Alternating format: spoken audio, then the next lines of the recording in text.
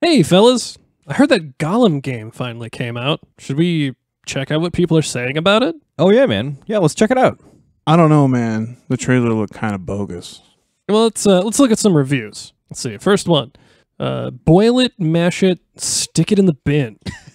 Brutal. Okay, Brutal. all right, not Okay, good. All right, all right. I get the gist. All right, that's one. That's We've one. got we don't wants it, we don't needs it. Okay, All right, a pattern is forming. we're okay. starting to see some similarities. Many that live deserve death. Yikes! Ow, that's a Oh, review man. title. Jeez. That's a review. The worst Lord of the Rings game ever. That's definitive. Yeah, quite. Yeah, matter of fact. I mean, surely it can't be that bad.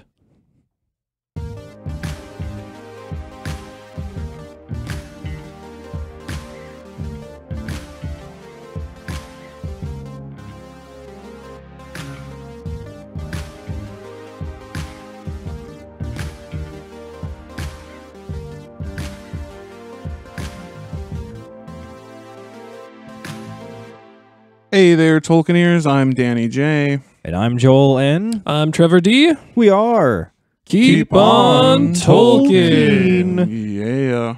We got a very special episode for you today, folks. This is going to be a fun one, so strap in. Yeah, guys, in continuation from Gollum of last week, we're going to talk about The Lord of the Rings Gollum, the video game that came out last month. Ooh. I'm sure some of you may have heard some buzz around the internet Maybe. about that game for various reasons. We're going to get into it. Yeah. Yeah, I picked it up on PS5, wanted to give it a go, see what it was like. I pre-ordered and everything, right? Because I was like, sweet, new Lord of the Rings game. And just as a prerequisite here, how much money did you spend on this game? Oh, only $70? Ooh. Oh, only $70. You know, How many hours of God. labor is that for you? A few, right? it's A more few than a hours. few, yeah.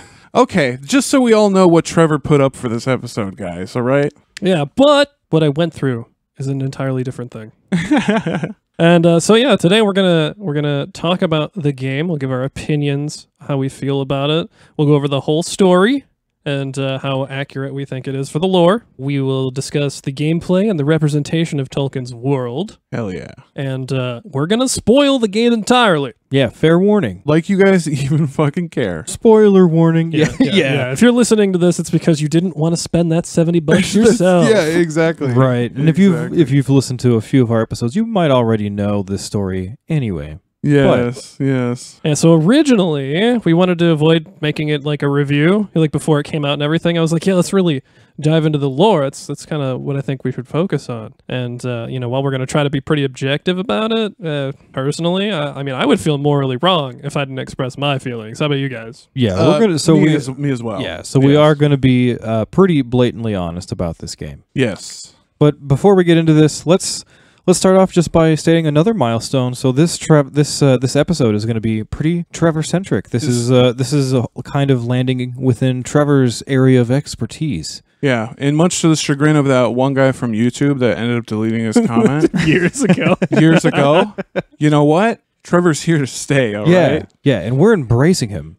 There's only Embrace me. We've gotten remarkably little hate since starting this podcast, but one of the criticisms we had is like one dude didn't like Trev, and I thought that guy, What a dick. He was very We don't specific need- about it, we don't too, need if I him. recall. Yeah, it's we weird. don't need him around anymore. So for a moment here, let's talk a little bit about Trevor's expertise. What do we mean by that? Well, Trevor is a video game enthusiast. He's Enthusiast. got over 700 games that he himself owns across multiple platforms, and he loves games of all genres. We can both attest to this Yes. firsthand. Yes, Trevor is. It's funny because I heavily jive with Trevor because I'm not much of a gamer, but I am a film fanatic, and we have the same love that I have for film that you have that for video games. Yeah, I would agree with that. Yeah. Yeah. So like you're a professional. I understand because I love all genres of film with very few exceptions as well. You love the art. Yeah, I love it for the art, and that's what you do too, and that's why we jive so well, Trevor.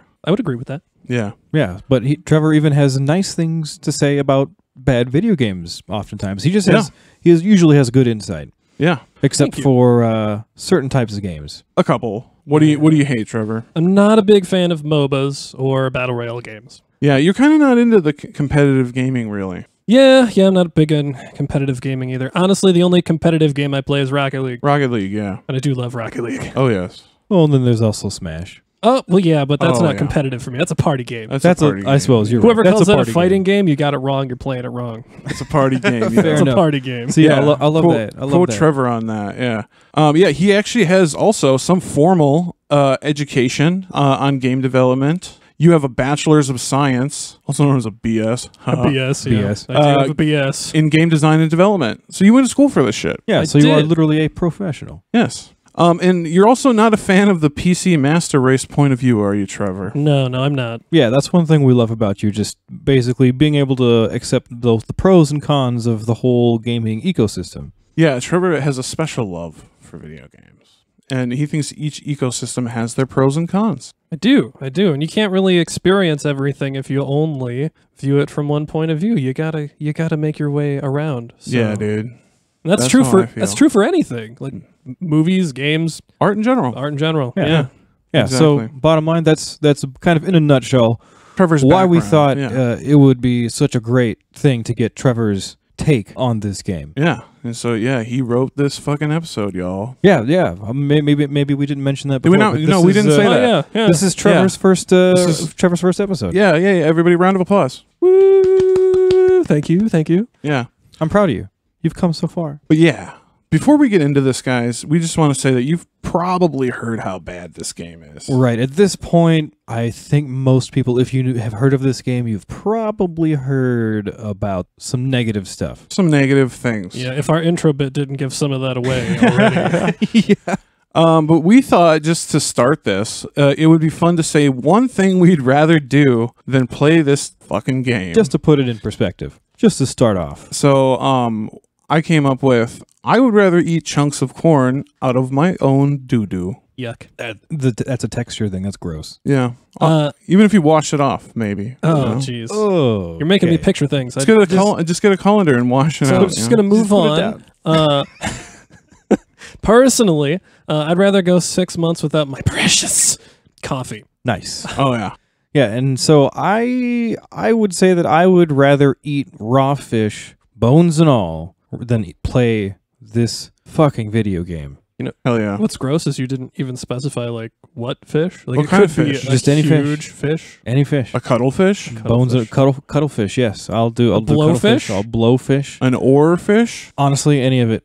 Okay. Give me a shark. I'll try to do that. Ooh, I'd they're rather- mostly cartilage. You could just bite right into them, I Oh think. god. Yeah. Oh god. Ooh, Yeah. we can make shark s'mores. But yeah, just for perspective, just so you guys know, yes, this game is quite bad. It's quite. Very quite. I mean, honestly, I felt bad that this was Trevor's first episode because I tried to, in solidarity, sit through as much of this game with you as I could. Mm-hmm. But yeah, I'm sorry, Trevor. I at least had some hopes for this game just because the story, where the story takes place, is kind of cool. Like they could do some fun stuff with it, but did not pan together. So let's kind of talk about this a little bit. Yeah. Before we start potentially ripping the whole thing to shreds, which, We're gonna. bound to A little happen. bit. We're gonna do it. We should at least state that it seems that the team behind the game cared about the source material. They're legitimate nerds, we've come to believe. Yeah, they did their research, and some things, while a little weird, aren't nearly as outlandish as like Mithril containing the light of the Silmarils, for example, from the From the Amazon series. I mean, the orc baby thing is kind of out there, too. Yeah, So yeah. we'll touch We'll get on into that. the So there's orc. some things that are a little weird, but not We'll get quite into as it. out there as some other shit that we've seen. So that Mhm. being said, the game relies heavily on its original ideas, since the story of Gollum during this time period isn't super well documented as compared to other parts of Tolkien's lore. Right.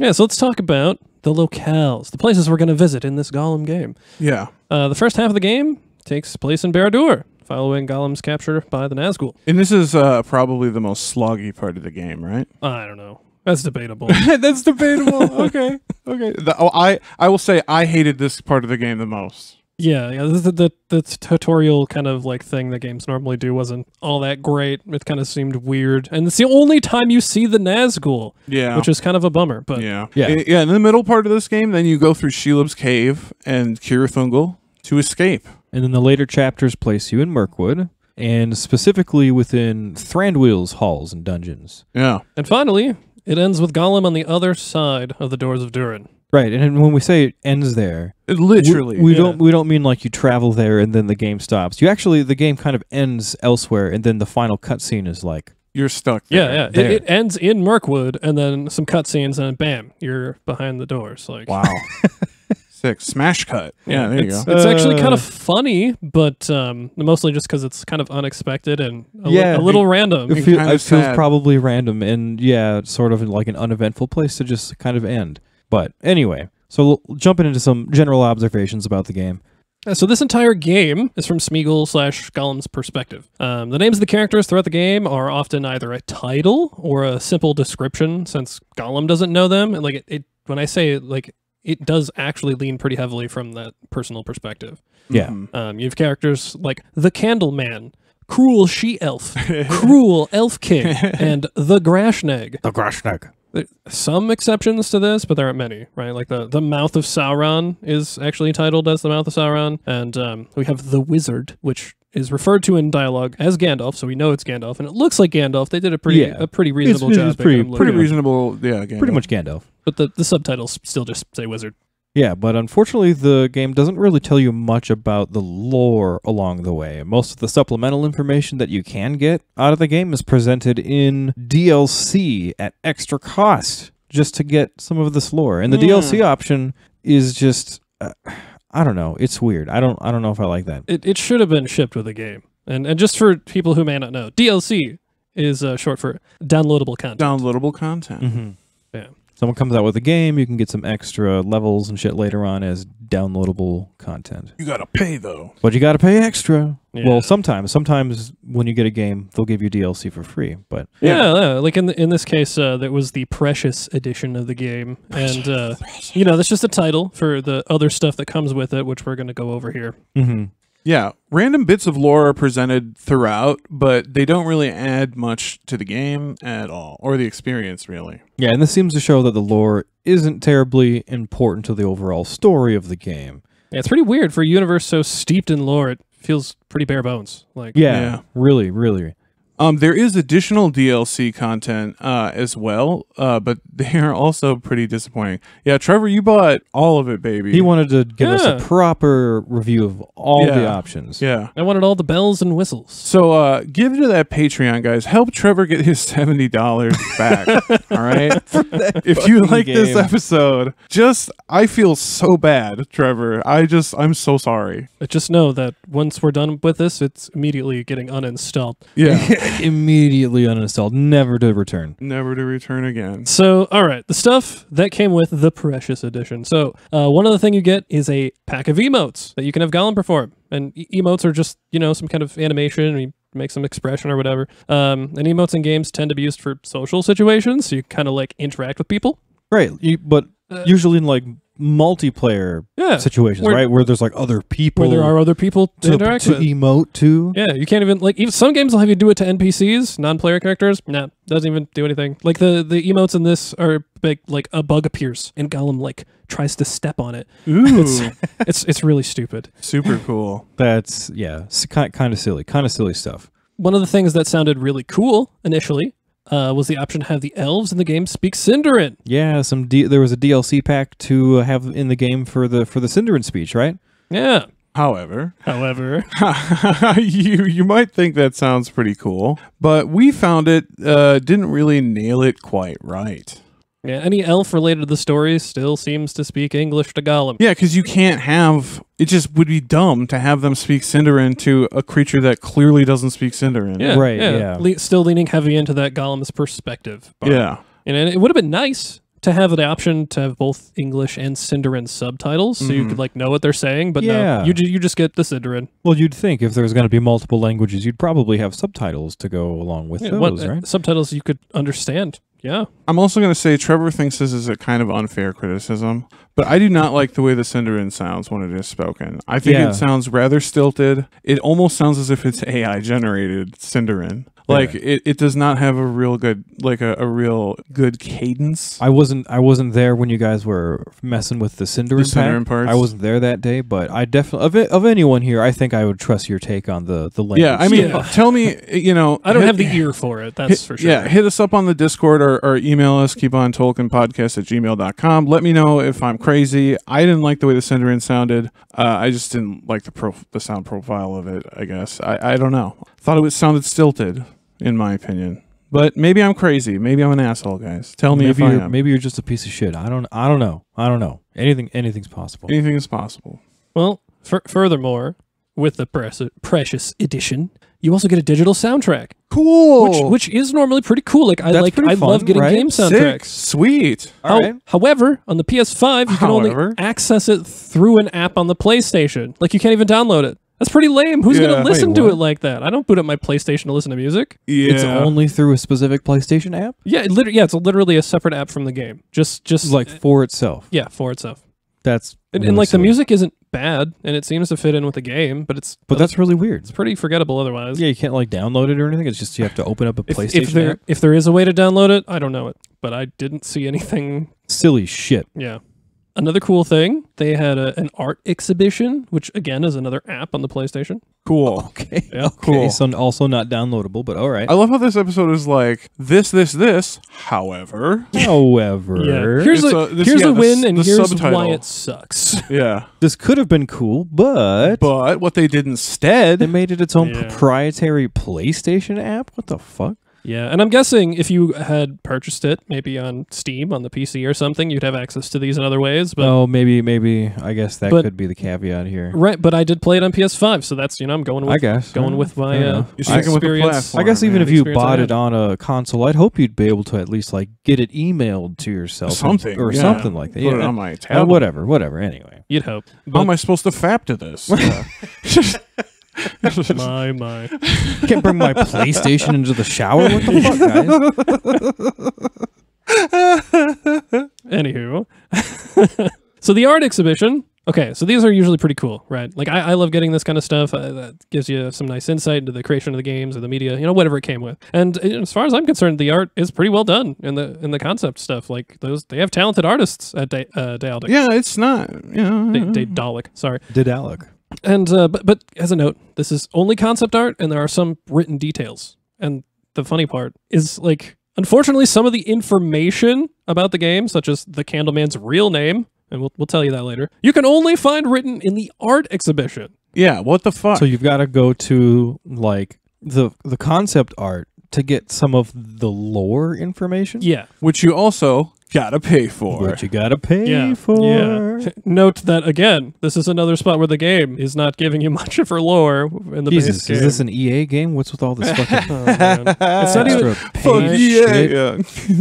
Fuck EA. God, I mean, we can't say this game is a microtransaction hell, Killing the Star Wars franchise. You're definitely getting robbed. Yeah. But yeah. To summarize all of this stuff, if you wanted to play the game for lore, then you absolutely need to fork out the extra cash for this stuff because you're not going to get it in the base game. Better fork it over. Yeah, and basically the game suffers. The story in the game suffers because of these things. If you were new to Tolkien, this wouldn't be a great place to start. Nah. No, I don't think this is going to be bringing any new people into the community. Yeah, there's just not enough information given about even like the places you visit or the people in them. They just kind of expect you to know this stuff. And characters just kind of come and go with very little depth, and this makes them forgettable and boring, especially their original characters. Yeah. And I will say, at least for art for me, the worst sin you can commit is to be boring. Yep. And like, because I watch shitty movies. I love shitty movies. You know this, Joel. We've seen some very shitty movies. Yeah, some of my favorite movies are what you would call B movies. Yeah, shitty movies. Yeah, and like, and I like them for them, but like they're not boring. You know what I mean? Like you can say that at least. Yeah. Boring sucks. Yeah, and even goes with it, right? The way that Gollum and Smeagol / Smeagol, whatever, is portrayed, it's really not enough to carry the story on its own without the lore. Mhm. You know, like you don't really know a lot about Gollum, and the game does try to Yeah. tell you some stuff, but it's not enough, right? Like, and being that Gollum is such a loner, he has few opportunities to actually form meaningful relationships with the characters. Yeah, so there's no like character development. It's just kind of Oh god, that's so dumb. It's the him against the world the whole time. In the lore compendium that literally preaches friendship is magic, our main character can't form friendships. no friendships, no Yeah, friends. it's wow, cool guys. Well, shall we dive in? Let's get right in, guys. Let's get into to the story. this shit. Yeah, so let's give you guys pretty much a full rundown Yeah. of what they fucking did to this game. And we're going to start with the story of the game. Yes. Yeah, I will warn you. You're going to hear the word Gollum more times than you've ever heard in your life, probably. Yes. Because we're going to touch the whole thing, and it's all from Gollum's perspective. So Yep. you have been warned yet again. Oh, what if we said it like every time? Yeah. And then And then Yeah. jumped to the other ledge. By the end of the episode, you're not going to have a voice. yeah, for real. We should have gotten some of that Gollum juice that Gollum Andy juice? Serkis used. Oh, yeah, when yeah. when he did when Andy Oh, Serkis was yeah. doing the Yeah. movies, he said they had a special. It's like He tea had, and a special honey. I think it was like tea and honey. Or there was a special concoction he drank Yeah. before he was doing like Gollum real juice. heavy Gollum days. Golluming real hard. Gollum and real hard, yeah. I That's funny. don't think I like how that sounds. Gollum juice. Golluming hard. Golluming hard. Yeah. Ooh, Gollum and real hard. Get that Gollum juice. Oh, Okay. I'm Golluming. Okay. So That's not a funny joke. Oh god. That's not funny at all. Not funny. That was immature. Wow, real mature. Okay, I'm sorry. So if we haven't made this abundantly clear, we cannot stress enough how little this game educates you on the people, locations, and the lore of Middle Earth. Right, like not Very at all. little. And considering how much we all love lore, and that's probably one of the main reasons that you guys are listening, we're going to be telling you more things based on assumptions and our actual knowledge than the game ever even tries to tell you. Of Even- course, yeah, we're even, going to fill in the gaps. Yeah. Like our surface level interpretation will be more than the game even tries to tell you. We'll Like, ever attempt to Yeah. tell you. Yeah, so we'll basically be telling the story from start to finish, and we'll probably skip over some stuff like here and there that's mostly just gameplay or that we feel is just kind of unnecessary. Yeah, but otherwise, this is going to take you how long did it take you to play this game? I don't even know. Like over 12 hours, right? Kind of like being in a coma. You know, I had to slave through it. Yeah. You guys will get what You'll that get that means. joke in a second. Oh, I get it. All right, I'm sorry. All right, so we start with Gollum's capture. Woo! Yeah, We going to begin. jail. Sick. Yeah, so Gollum's story starts with the telling of his capture by the Nazgul. This is in the mountains of Cirith where Gollum dwelt at the time. And he's chasing a beetle because he's hungry. He wants to eat it. Yeah, why not? Yeah. And on his way, he fumbles, capturing the beetle, and is eventually cornered in a cave by the Nazgul and taken to the black pits of Barad-dûr to be tortured. Goddamn. Oh, no shit. Okay. It's here we learn that Gollum is actually in an elvish cell. There's a wizard outside of the cell door, and he's chatting with Cruel Elf King before he enters to interrogate Gollum. Yeah, all of a sudden we're just kind of in like a different setting. So it's just a smash cut? Yeah. Yeah, Smash okay. cut, different Yep, setting. All of a yep. sudden he's in an elvish cell. Okay. And so we assume that the Elf King here is Thranduil in Mirkwood, but, you know, Thranduil's name is never explicitly used. Yeah, fuck us. It's never said. The wizard is obviously Gandalf, and is referenced as such as later in the game. Yeah, you actually get to have a short conversation with Gandalf at one point as Gollum. So that at least is nice. Cool. Okay. But yeah, the wizard, Gandalf, tortures Gollum into telling him about his time in Barad-dûr with the light from his staff. Otherwise, he's not really doing anything cruel or unusual. I mean, It's not like Gandalf. tearing off his fingernails or anything like that. no, Yeah, I no, think- like hostile level torture. Okay. Well, yeah, we all know though that Aragorn captured Gollum, and that's why he's in the Elvish cell. But this detail is never actually touched on in the game. Yes, not at all. Do y'all think they just couldn't talk about Aragorn, or is it just like crappy storytelling? So, like, Aragorn, the whole part of Aragorn's story is just not even mentioned? Yeah, At any point. I mean, if they mentioned him, maybe they mentioned Ranger later in the game, but you have no context or anything for any of it. They Wow. just don't even talk about Aragorn at all. Yeah. It's just silly. Yeah. That is really weird. Yeah, maybe they couldn't talk about him. I don't know. Mm-hmm. It seems like an important part, but okay, that's fine. Just leave it out, I guess. Whatever. All right. All right, well, let's go into Barad-dûr, talk about Let's do what it. Gollum did while he was there. Barad-dûr. Yeah, so Gollum is enslaved and forced to do tasks for the other, for all the slave drivers here. Mm-hmm. Oh yeah, scene cut. Now we're back in Barad-dûr. Yeah, Yep. now we're back. We're going. He's basically telling a story now. Yep. Our dear friend Dom, who's actually been on the show way back in season 1. Mm-hmm. He was watching us play it on Discord, and he goes, is this just Slave Sim 2023? And I was like, yeah, because we were just doing slave tasks. Yeah. The beginning of the game For hours. is what it. Yeah, that's what it feels like. Yeah. So for a bit, he follows a character who goes by Frail Old Man, because that's how Gollum knows him. Just basic descriptions of people. Yeah, just so he can learn the ropes, you know. And the old man at some point is referred to as Sefut, the Sandflood King, by an orc that is sharing your guys' cell. Is That's this a real- Cruel Orc, right? Cruel Orc Cruel that Orc. shares the cell? Yep, Cruel Orc. According to Cruel Orc, he was the king who was defeated King Osmond from the Chalk Mountains and gave his soldiers as tribute to Sauron. And we cannot find any references to any of those people or places anywhere in the lore. Except for Yeah. Sauron. Except for Except for Sauron, except yeah. for Ronnie. We know him. We know Ranny. Yeah, we've never heard of Sefut, the Desert King, or Osmod, or the Chalk Mountains. There seems to be some original lore stuff, which is not half bad, but... Yeah, and we're assuming that based on the lore compendium in the game, we're assuming that these are kings were likely of Haradrim tribes, right? Right. Yeah, and we know at least, based on what they say about it all, that since Osmond was already allied with Sauron, so basically Sefut was like destroying or giving Sauron's own men, Sefut got punished, and that's why he's imprisoned. Oh, Goddamn. Yeah. I see. But since Frail Old Man is small and scrawny, he's given the task of obtaining the slave tags of dead slaves. Fun.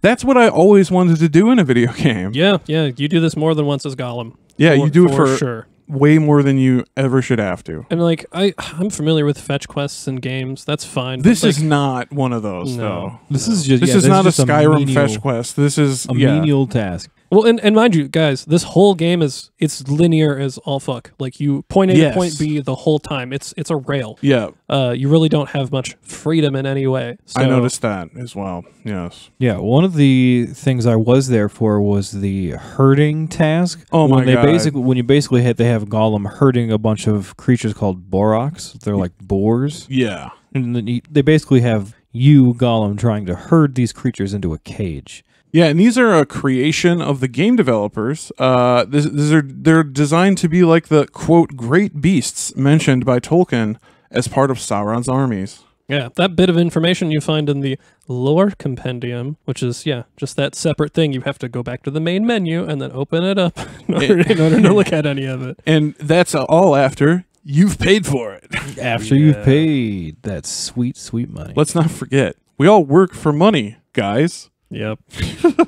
So at another point after this, Gollum is also tasked with finding some explosive barrels in the caves and then going and setting them off. So just some more menial running around tasks. Then the frail man tells Gollum of another slave who tried to find plans or blueprints of the tower. And this now dead slave wanted to use them to plan their escape from Barad-dûr. He also tells him a story of a dwarf who had helped build parts of Barad-dûr. And this dwarf had stolen and hid like these explosive stones or whatever. He could be used as a catalyst to create the explosions. Ooh. And that'll be important, well, a little bit later. Inside knowledge. So Gollum eventually sneaks out of the halls of Grond. These were just some halls where they were literally constructing the giant battering ram Grond. Yeah. That we know from the Siege of Minas Tirith. Yeah, this is over a fiery lake of lava. Yeah, it's a cool place. So he finally escapes the halls of Grond, and Gollum sneaks his way through tons of orcs and eventually is able to find this document that he's been looking for. And immediately afterwards, he's captured by the orcs. Boo. And Yeah, to no avail. to no avail. And then, while they're talking to him after his capture, whatever, he learns that he's on some sort of list. He's on the list. He's on Aren't the we all? list, Aren't we all, guys? which is apparently a list of the slaves that are important in some way, and they're supposed to be safe from harm. Okay. Yeah. Yeah, apparently Sauron himself is the one who decides who's on the list. It's the Dark Lord's list. Sauron's list. That would make a good movie. It's like Schindler's List, but way worse. Way more depressing. way more. Sauron's Somehow way more depressing. So Gollum is then punished with finding even more dead slave tags. And this is an even more dangerous part of the mines near some lava, so they spice it up a little bit. Yeah, and after passing out from heat exhaustion from being too close to the lava, Gollum awakes in his cell while the other slaves are plotting to take action. So, well, minus the orc. The orc doesn't care. But Cruel orc. you got Sephoot and like a couple of other old dudes in there trying to plan their escape or whatever. And let's just back up here for a second to appreciate how lame this mechanic is. You pass out from heat exhaustion once in the game. Oh my god. Yeah, it's not even really a mechanic, it's a plot device. It's a plot device. You couldn't figure out any better way to... Yeah, like, why don't you just smash cut? That's what you've been doing for everything else. Right. Like, No, level this time, over. you know yeah, what? like, if I'm supposed to feel bad for Gollum, I don't. Yeah. Just saying. I don't. And at no point in this game are you ever going to. Like, Gollum is not a character that you really feel bad for most of the time. Yeah. You know, sometimes, yes, but most of the time, he's kind of an asshole. So Yeah, this just felt kind of random. It's like the one time when Kenny actually dies all of a sudden for no reason. Yeah, and it's a huge deal. Yeah. Well, in listening to the conversation, Gollum agrees to help them by climbing up high in Barad-dûr to a bridge, and there he sets off some explosives, destroying the bridge. And it's here that I assume that the stones stolen by the dwarf slave from earlier are used. But of course, you'd have to assume that. Oh, yeah. Because the game isn't about to tell you. No, it expects you to make that connection, which you won't. You won't. You won't. So after this arson, all the slaves are lined up for questioning, and Gollum is given the choice. We should also mention, you are given choices in this game. Most of the time for no reason at all, but at this point, Gollum is given a choice to either out the frail old man or blame the cruel orc that he's sharing the cell with. Yeah, and so with these moments being sprinkled throughout the game, you literally like have Gollum and Smeagol, like it zooms in on them and they just kind of have a little argument with themselves. And you get like you choose an option and then you have to argue your point to the other, and you just have some multiple choice, and it's kind of lame actually. Yeah, it also brings the game to an even more grinding halt than it already is. Right. Yeah. Like to make it even more boring, you know what I mean? And for the most part, when you have these scenes, it does have like a short-term immediate impact, but it's never really more than like a dialogue, like either way. Because the game is so linear, you don't actually take a path here. It's just like, oh, well, what scene would I rather see? And you just... Right. I'm just thinking to myself what that would be like zoomed out from the perspective of like a local NPC nearby. All of a sudden, Gollum just like stops, gets like 1,000-mile stare, and just starts like talking back and forth to himself. And just like not moving for a long time. There's a couple of times where it happens where like he'll be arguing with himself, and then one of the NPCs that's nearby is like kind of confused and it's like comments on it a little bit. But for the most part, it's basically what you're saying. Like it like freeze frame. All right. He's in his head. Yeah, weird. So, but in particular, the outcome of this is literally just some extra dialogue from whoever Gollum doesn't blame, and either way they just get mad at him. So either the Sephoot or the orc, you find them in the cell later, and they just have a little argument, and cool. Moving on. Not much difference either way. Yeah. All right. Well, continuing his life as a slave, he is tasked with feeding orc larvae. That's right, you heard me. Orc larvae. Larvae, yeah. Larvae. Dumping buckets of food into a pool of them. Pool of larvae. Orc larvae. Because orcs apparently don't breed like regular people in this universe. So let's get into the game's version of orc breeding, which I didn't know there could be a dumber way of doing it than in the Peter Jackson movie. The mud pits? The mud pits. The mud orcs. Because, like, I don't know why people are just so uncomfortable with the idea of orcs having sex. I don't know why people are just so uncomfortable. One man's trash is another man's treasure. Yeah, it says in Some of us fantasize about it. You know what I mean? You don't know. Some of us into that shit. It says in Tolkien, I can't remember where, so somebody can help me cite it, but it says that the orcs multiply in the manner of the children of Iluvatar, which means what, Joel? It means they breed sexually. Sexually or fucking, right? Or in other words, fucking. Fucking. I'm pretty sure that comes up in the in either the Silmarillion or somewhere. Yeah, it's somewhere canon. I know that. I just can't remember where. Yeah, they're not magical beasts created from the earth. They're living creatures. And they used procreate. to be elves. Remember? Maybe they procreate maybe just like in the anyone else. appendices somewhere. Yeah. But all right, let's get into this orc breeding. So in this version in the game, Yeah, in the game's lore compendium, which again you got to pay for, states that orcs are raised in vitro. Actually, Yeah, and then the eggs of orc mothers get separated from the womb and fertilized, and the embryonic orc larvae are then fed and raised in a dark, murky water, like a pool yeah, of like little weird They call it tadpole orcs until they Mormac. grow. The Morek, you said? Mormac, I think that's what they call it. nice. Okay, Another invention of the right. The weird dark substance that they swim around in and like eat and stuff. yeah, like little tadpoles. Yeah. Yeah, they're basically like tadpole little orcs early on, and then they eventually look like four-legged little creatures with tadpole. You know, it's just it's like an evolution thing. It's weird. Yeah, It's really weird. yeah, it's super weird.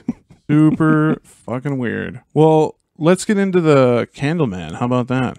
Yes, the Candleman. The Candleman So- can. After the orc feeding, an undefined period of weeks pass, as the game doesn't really give you much of a timeline. So it just says weeks pass. Yeah. And Gollum is eventually summoned to meet the Candleman. So let's talk about who is this Candleman. This is like John Wick or something. Who's the Candleman? Yeah. That Candleman is John Wick. Well, all right. So we at least know his first name. We don't know any other parts of his name, but we know his first name is Lestor. That's Lester. a very like I don't know. To me, that strikes me as a very unimaginative fantasy name. Lester. Yeah, it's not much of a Tolkien name. Right. That sounds like I don't know, like the guy that you used to work with. Like I don't know, Muppet. Lester. You know. Lester, son of Chester. The cheetah? Chester Cheetah? This is Chester Cheeto's son. Lester. Yeah, well, Lester Cheeto. Lester Cheetah.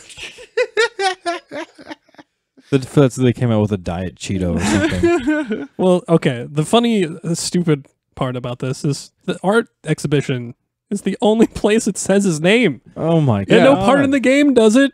The whole time he's just listed as Candleman. Which, Well, unless I'm Lester. wrong, is also something you gotta pay for. Yep, it is. But okay, so we know otherwise. He's some kind of sorcerer. Lester is a sorcerer. All right. One of the orcs who takes you to him says that. He's part of an old and noble family in Ithilien. Probably yes. Dunedain. Right? Dunedain, yes, Lester, very Dunedain Yes. Dunedain. name, yes. Lester the Dunedain. He betrays his people in exchange for his family's lives, and has been in Sauron's service ever since. We don't really know when that was, but we know that it happened.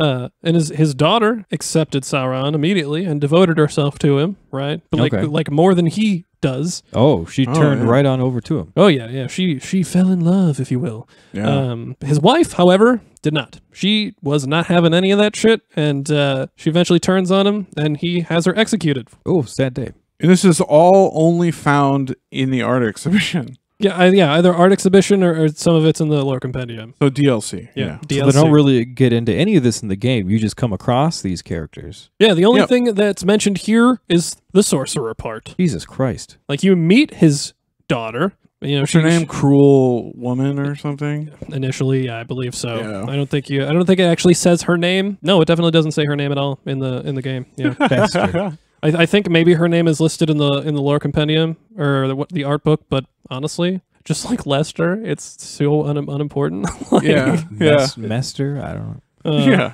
Well, all right. So while Gollum is there, right, he's questioned about the bridge incident that happened earlier, and then he's let back to his cell. But during the questioning, you're given another decision to blame someone for the bridge. And, Ooh. yeah, like you can either choose to out your foreman or tell the truth. Either way, again, it's another Meaningless difference. meaningless difference. Yes. So after an undefined period of quote-unquote weeks, Gollum is then taken to go hatch some carrier birds that the Candleman is trying to grow and hatch. Yeah, he does this by dipping an egg in the stuff we said earlier about the orcs, the Mormac, Oh. and using an oven to heat a nest. It's one of the dumbest little puzzles you have to do in the game, and it took To me forever hatch to a- figure out To hatch a bird? to hatch a bird. Yeah, this is all in the game. Like Yeah. you're hatching birds and Mormac and like What the fuck? yeah, like I don't know where some of this nonsense came from. Like it's so strange. So remind me again, what's the Mormac? Some more Mac. It's some special liquid that It's a magic orc juice. That the kind of the game developers created it. It's brewed in the sewers of Barad-dûr. Yeah, Nice. there's It's a sewer. poo-poo. Yeah. It's And poo-poo. it's fed to the inhabitants of Barad-dûr to make them stronger So they eat their own shit. and more apt to Sauron's Sick. influence. Yes, Sauron literally feeds you shit, and then you like him more. Oh, great. Nice. No, that Apparently. sounds wonderful. I'm gonna Yeah. feed you shit and you're That's- gonna like that's it. Sauron's indoctrination. Shit. Oh boy. So after that, Gollum takes the bird to the Candleman, who shows him a painting of Aranur, the last our king guy. of Gondor, Baby corn. bowing to the Witch King of Angmar. Yeah, it's just like some kind of tapestry or something. Yeah. Bowing to the Witch King? Yeah, bowing to him. Yeah. Like sword down, maybe. Like submitting to the Witch King? Submitting. Which Didn't he fucking hate that guy? that's what I'm saying. I'm saying like this must be some kind of fantasy art because I think Oh. Aranor would let them chop his fucking limb from limb before he would bow to the witch. Right, king. he was fucking furious. Yeah, he went in there to kick his ass, dude. Yeah. Interesting. He shows him this to try to like teach Gollum some kind of lesson, like if you disobey me, you'll be silenced, kind of thing. Yeah. Okay. Yeah. All right. But yeah. So then he cages the bird, gives Gollum a chance to name it, and claims it will love and be loyal to him for as long as it lives. And you don't have to name it, but if you want to, you can call it Little One. Nice. Yeah, So you either choose to call it Little One or nothing at all? or Bird. Yep, Or Bird. just Bird. Not even a name, just Well, Bird. that's great. Bird. Sick. Yeah. Finally, he orders Gollum to be his eyes and ears around the place and serve him from that day forward. And then yet again, another undefined amount of time passes, but this time it's not weeks, it's years. Years. Jesus Christ, okay. Yeah. Gollum wakes in his cell and he finds that he has a new cellmate who says to call him Grashneg. This is a man, right? Yep. Which I think we mean it means fresh meat in black speech is what the game says, right? No, we had to look that up. Oh, we looked that up? Yeah, we looked that up. You looked that Wow. up specifically Did when I we look got to that up? point. Yep. Wow. Yeah, see, that's how furious with this game I am.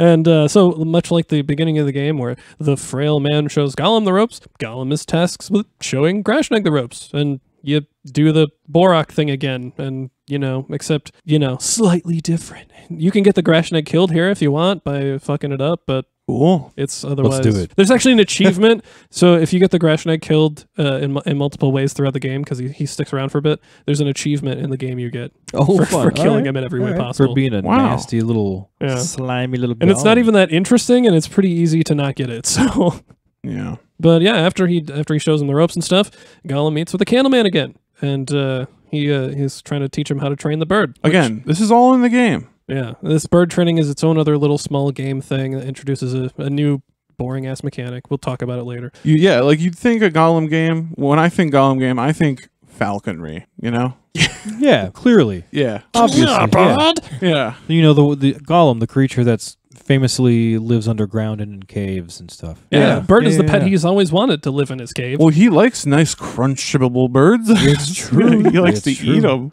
Maybe he was looking at it kind of like a chicken. Oh, that'd be cool. Just fattening it up. So, after the whole bird training thing, the Candleman is summoned away by the mouth of Sauron, and then his daughter, the Candleman's daughter, walks into his quarters and stuff and starts sneaking through all his things to try and find information on the Shire that the Candleman might have learned from Gollum. They learn that apparently some orc named Snara knows about stuff, so Gollum follows her around and races against the clock to find him. And he does, if you're quick enough. If you're not, whatever, checkpoint, start over. And yeah, Gollum throttles Snara, choking from behind. Throttles him to death, right?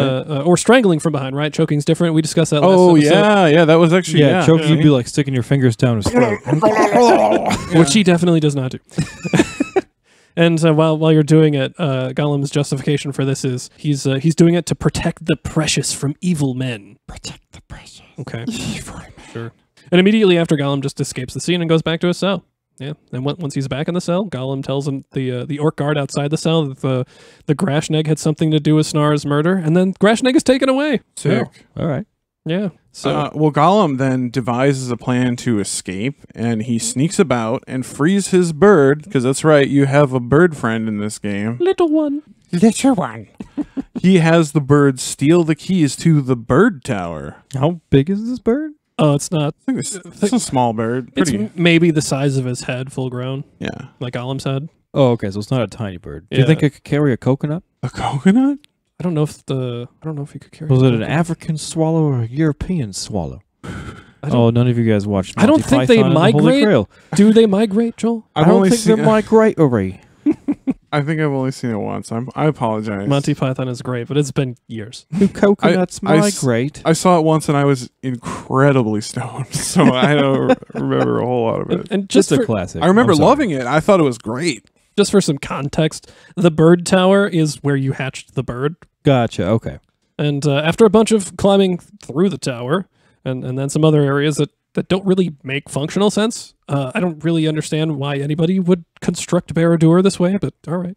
Gollum frees the Grashnag from a cage that is moving around on rails, like hanging rails, a gondola kind of shit. Oh, Cool. interesting. Okay. And then they fall into the sewer of Barad-dûr.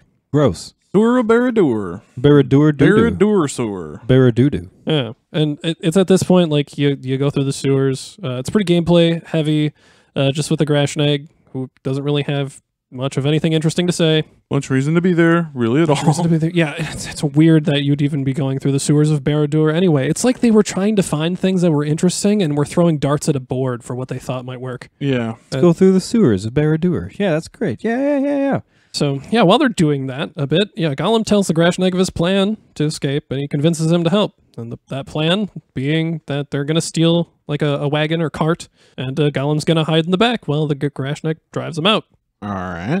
Yeah. Okay, this is convenient. The Grashnag used to be a cart driver before he was sent to the cells with Gollum. So he should have little trouble playing the part. Yeah, as far as I know, the lore behind that is he had like a special pass, and it was stolen from him, and so because he couldn't present it to the orcs, he was imprisoned. Oh, Well, bureaucracy. Cool. Yep.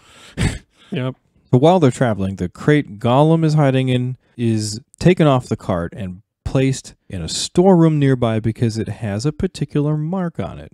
Yeah, like it wasn't supposed to leave Barad-dûr. Got the wrong crate. Got the wrong crate. And so Gollum spends some more time escaping another place.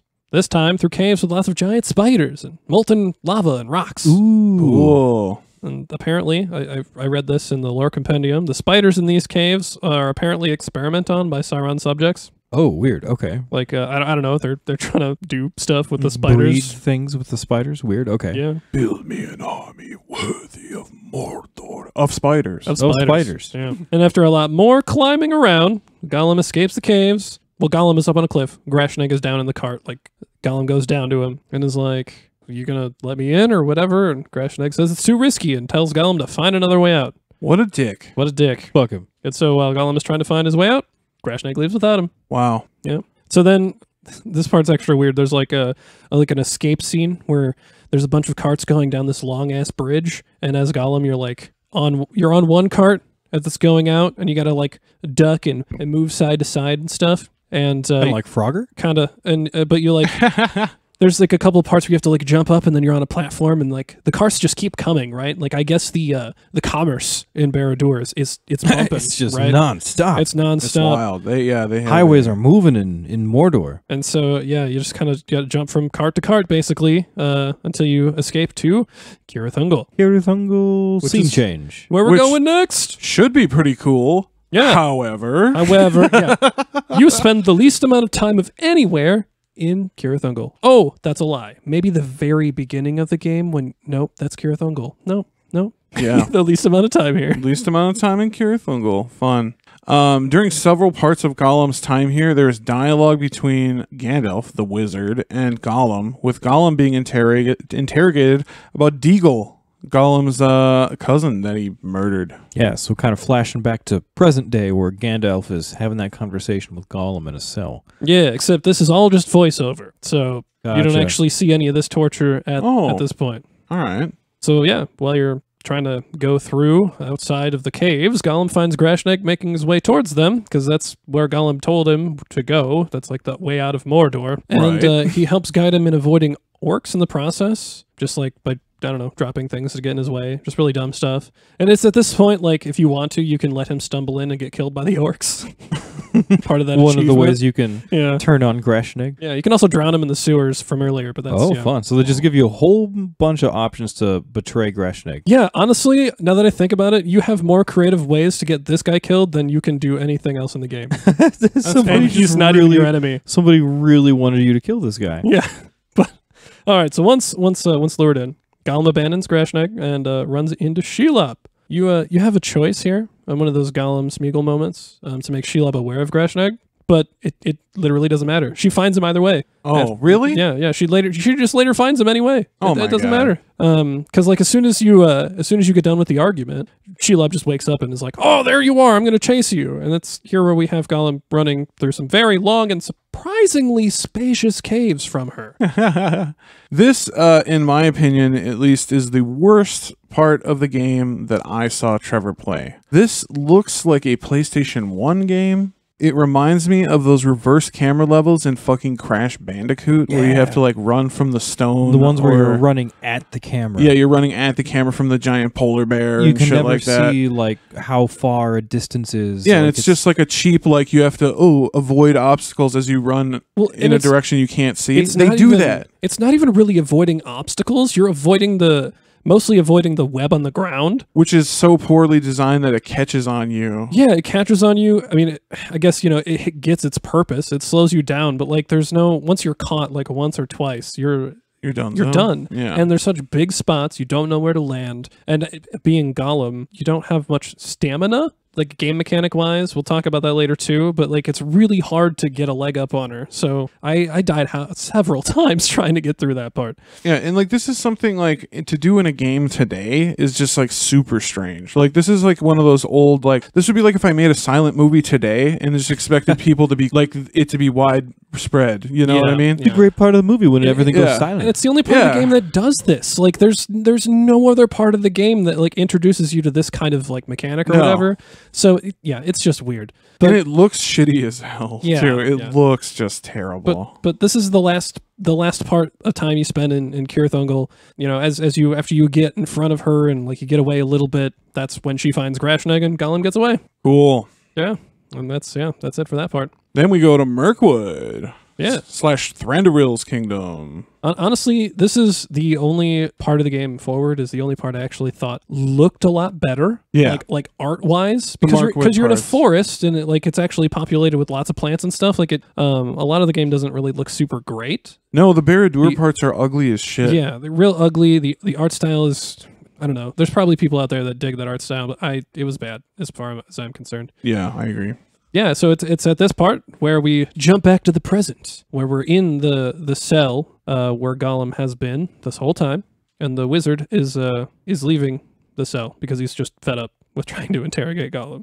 So moving forward at this point, there's no more like flashback gameplay stuff. Right. Yep. So we are at the present as far as the game is concerned. From here on out. So like this, you were playing through memories the first part of the game? Basically playing through Gandalf's interrogation of Gollum. Yeah, memories that he's remembering. And you had to be Gandalf a slave for as long as you did? Yes. In those memories? He told Gandalf all about the boring-ass slave tagging and... It's like that line in the Rick and Morty episode, like, sorry, I know Rick and Morty's cursed now, but where he says, like, if you were telling this story, this is the part that you'd leave out, dummy. Like, that's what I feel like, you know what I mean? Yeah, at this point, the elves let Gollum out when he promises good behavior, but also because Gandalf requested that they let him out. And on his way out, he notices another elf in a cell with some hollow-looking eyes, and he catches that they call her Mel. Mel. Yeah. Well, Mel is pretty integral to the story. You'll learn a bunch about her as we go. All right. So the elves, there's a couple of elves walking around Gollum, just kind of like showing him where he's allowed to be, if you will. And they talk about this running river that's running below, and they tell him to stay away from it. Okay. So naturally, pretty much the first thing Gollum does is he tries to find a way out to this river. Yep. He sneaks past several elves, patrolling and chatting about different things, but none of them are really having any kind of important conversations, at least not for the audience. Like, it's not anything insightful. Yeah. And I'd like to point out, so when I first played through the game, I had the Sindarin on, so I had no idea what they were saying. Because all the side conversation stuff is all Sindarin. Right. Wait, and there's no English subtitles for the Sindarin? No. Why the Bullshit. fuck would you pay for that unless you spoke fucking Sindarin? Exactly. Like if That's you just, really stupid, Trevor. I didn't even realize that. Yep. Oh my god. Yep. No subtitles for the Sindarin, yeah. Like I speak a decent amount of Elvish. so you really but have to I go through can't. the whole game and just remember what all these people are saying in English. Yeah. Yeah, And then go back through and... And listen to them say it in Sindarin without subtitles. That's dumb. yeah. I mean, I went back again, and I know what they said, and that's why I know that none of it's all that important. Yeah. But after sneaking up this river, Gollum hears his bird, little one, if Bird. you will, who has apparently followed him from Mordor. all the way from Mordor, goddamn. Yeah. And while climbing to look for his bird, the elves who let him out of his cell find him and explain to him why escaping is impossible. Yeah, there's something non-canonical called the Ring of Haze, in which all paths you try to take lead you back to where you started. An elven forest of Sindar covered in a magical dome of haze that doesn't allow people to pass in or out of it. It sounds a lot like something else we've heard of. That's not derivative of anything. Not derivative of anything at all. can't think of what you're Perhaps thinking. the girdle of Melian In Doriath? in Doriath and Beleriand in the first age. Perhaps? Yeah, it sounds exactly like the girdle of Melian. Essentially, is what we're getting at. Some kind of lamer. I Except a guess? little bit lamer, I guess. So before Gollum takes off with the elves, the bird flies over to him, and he tells the bird to go find help. And of course, because the bird loves him with an unending passion, the bird leaves, because it's loyal and stuff. Yeah. Help him. Cool. Honestly, the bird is probably the most loyal creature in this whole game. Nice. That's sweet. Yeah. So once back near the cells, the elves tell Gollum about Mel, that she had lost her sight in a terrible accident that killed everybody involved but her. How Wow. sad. One of the people involved in this was called Gwendol, the Riddle Master. Ooh. And he's the one who apparently is responsible for the Ring of Haze. This is another elf? This is another elf. Another elf. Yeah. Gollum has a short conversation with Gandalf while he is smoking some Old Toby, and it is named Old Toby? It is named, yeah. It's not Southern Star or, oh shit, what's the other one? Longbottom. Longbottom. Longbottom, yep. There we go. Yep. Gandalf apologizes for tormenting him, and Gollum forgives him. Wow. Oh, nice.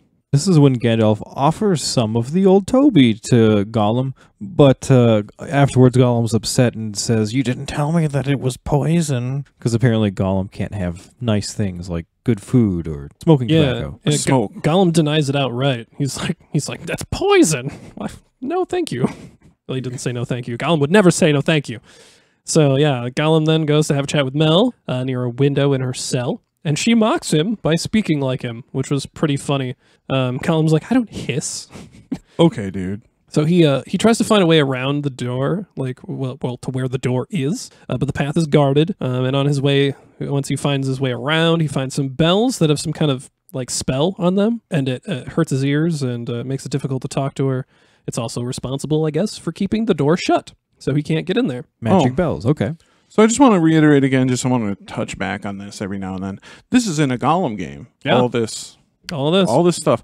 There's no more interesting stuff that happened to Gollum than this stuff, apparently. Yeah. Cool. Yeah, I mean, at this point, you're not a slave, but you're still captive. I guess, yeah. You're just in jail the whole time? Yeah, just in jail the whole time. You constantly seem to be captive. Just incarcerated? Yeah, that's about it. Yeah, so he goes back around to her window and tries to convince her that he knows something about the Riddle Master, Gwendol. And she cares very much about this. So she then tells him to find a bell. There's a bell missing from this group of bells outside that's protecting her, or, keeping her in, however you want to look at it. And if he finds it and brings it back, she can be set free. Very cool. Very simple. Yeah. Mel tells Gollum to sneak into the Riddle Master's chambers to find Gwendol's shell. And so after much climbing and sneaking all around the place, he gets there. All right, cool. It's important to note here that Mel can talk to Gollum through any water source, apparently, and directly to his mind, so nobody else can hear her. Mind link through water. Yeah, Nice. mind link through water. And there's water everywhere in Thranduil's kingdom. Like, there's that river, there's just pools and all kinds of water. So It's pretty convenient. very convenient. So after he has the shell, she has him climb up high where this other bell is located. Not the bell we were looking for. This is a different bell. And I find it weird that they had to use another bell, but that's fine. And when he rings the bell, it raises the water levels in some of the pools, which allows him access to like swim across and climb higher. Oh, okay. So you can get around the level a little more? Yeah, it seems like Opens up the level? classic game mechanic, but it's sort of unrealistic and unbelievable that nobody would notice. Yeah. The water levels drastically changing. Right, especially Sure. when he's like he's sneaking around in places he's not supposed to be, right? And so like nobody notices this suddenly weird thing happening. Yeah, you'd think it would alert people right off the bat. But all right. Yeah, he goes and he does some swimming or whatever, and then the shell, Gwendol's shell. Apparently, when you place it under your tongue, it lets you breathe underwater for a bit. Oh, fun. Okay. So, Sick. like some kind of spell is placed on you afterwards. Like you don't have to hold it in your mouth, which would be kind of weird. But yeah, at this point, while Mel is like telling him like to use the shell and stuff, Gollum says one of his lines. He's like, "But fish doesn't breathe. Alive without breath is cold as death." To which Mel responds, "It's only a children's song." And she quotes the next part, the never thirsting, ever drinking, clad in mail, never clinking, claiming that she hasn't heard that one in a while. Which is weird because like this is a Hobbit Tie-in. riddle. Yeah. Yeah, and it's a tie-in to the Hobbit. Like, why would this elf from Mirkwood know the riddle? Yeah, because if Gollum knows this, then apparently this is something that like hobbits used to sing back in the day. So why would the elves know this? I don't know. It's just kind of weird. Kind of weird, but it's kind of a fun tie-in. I like that they are trying to give some origins to the weird little Gollum riddles and Gollum songs. Yeah, a valiant try. It just doesn't really. Some of these like little things were like, oh, we're calling back to like the actual lore, but it just is like it's like sprinkles on the cupcake. You know the you cupcake know your lore. sucks if you don't have all you the know other your stuff. lore, and you clearly like your lore. It's just the writing isn't great. So Gollum then passes through a place called the Glittering Grotto, finds his way into the king's chamber, so Thranduil's, and he locates the silver bell that will set Mel free. And just as he obtains this bell, Gandalf and King Thranduil walk into the room, and they're having a chat about Gollum. Thranduil is clearly not thrilled about Gollum being here, and he's upset that Gandalf won't give him more information as to why Gollum is important. And at this point, they argue a bit before Gollum is able to slip out of the room unnoticed. And this is when Gollum sneaks his way back to the dungeons and places the bell to let Mel out. Yeah, there's a lot of gameplay in between those two parts where you're just sneaking through the woods around elves. Yeah, so then the two sneak out successfully through a small waterfall that holds a hidden passage behind it. Ooh. That serves as little more than a drain. Yeah. With going with the whole Melk and talking through water, apparently she can talk to it as well and command it. So, interesting. So She's the water just got a thing with water. Okay. Yeah, the waterfall parts and they go through. Okay. Right. So then cut to the Candleman in the mouth of Sauron, chatting about Gollum being with the elves. Everyone's talking about Gollum. He's just a popular guy right now. Yeah. Yeah. Apparently, the bird went and told the mouth where he was. Yeah, he snitched apparently. The bird's a snitch. Well, Gollum did tell him to go find help. That's not the best help, but I guess this the is bird back to technically Mordor. obeyed. Yeah, this is apparently the tie-in as to how they knew where he was. The bird's not canon, so That's some pretty slick storytelling. so the mouth tells Candleman to go get Gollum and deal a blow to the elf kingdom. Kill some elves, go fuck them up, and get Gollum back. And then we immediately cut away from that. Because Gollum's not there. What?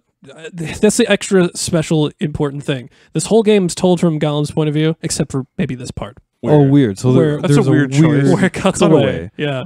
All right. Yeah. That'd be like if you're watching a movie and just cut to POV for the rest of the movie. Fun thing about that scene though is the Candleman like shoots a crossbow bolt into that picture of Aranor bowing to the Witch King. Yeah. But he shoots it at Aranor, right? He hits the picture of Aranor with the bolt.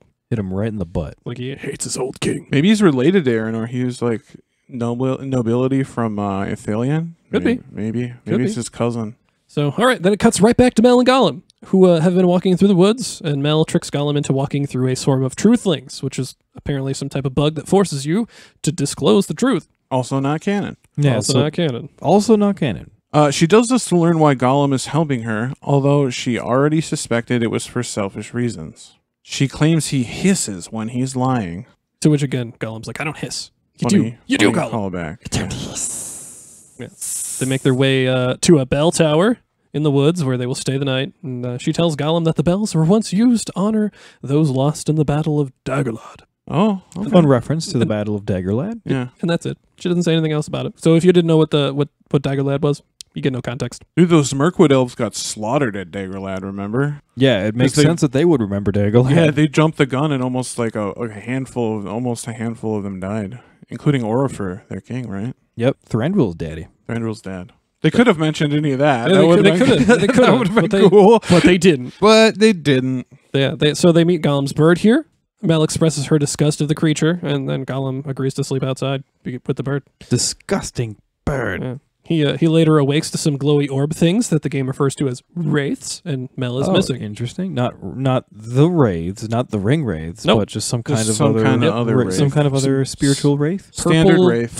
floating ghosty things. Okay. And all they do is move about, and they're dangerous. Which, Would they like harm you if you touch them? yeah, they kind of make you go blind a little bit, but you can easily avoid all of them. Oh, fun. All right. Yeah. So yeah, Gollum looks around. He sees Mel in the distance, and he makes his way through the wraiths. And she claims when he gets there that she had heard Gwendol and followed him to safety.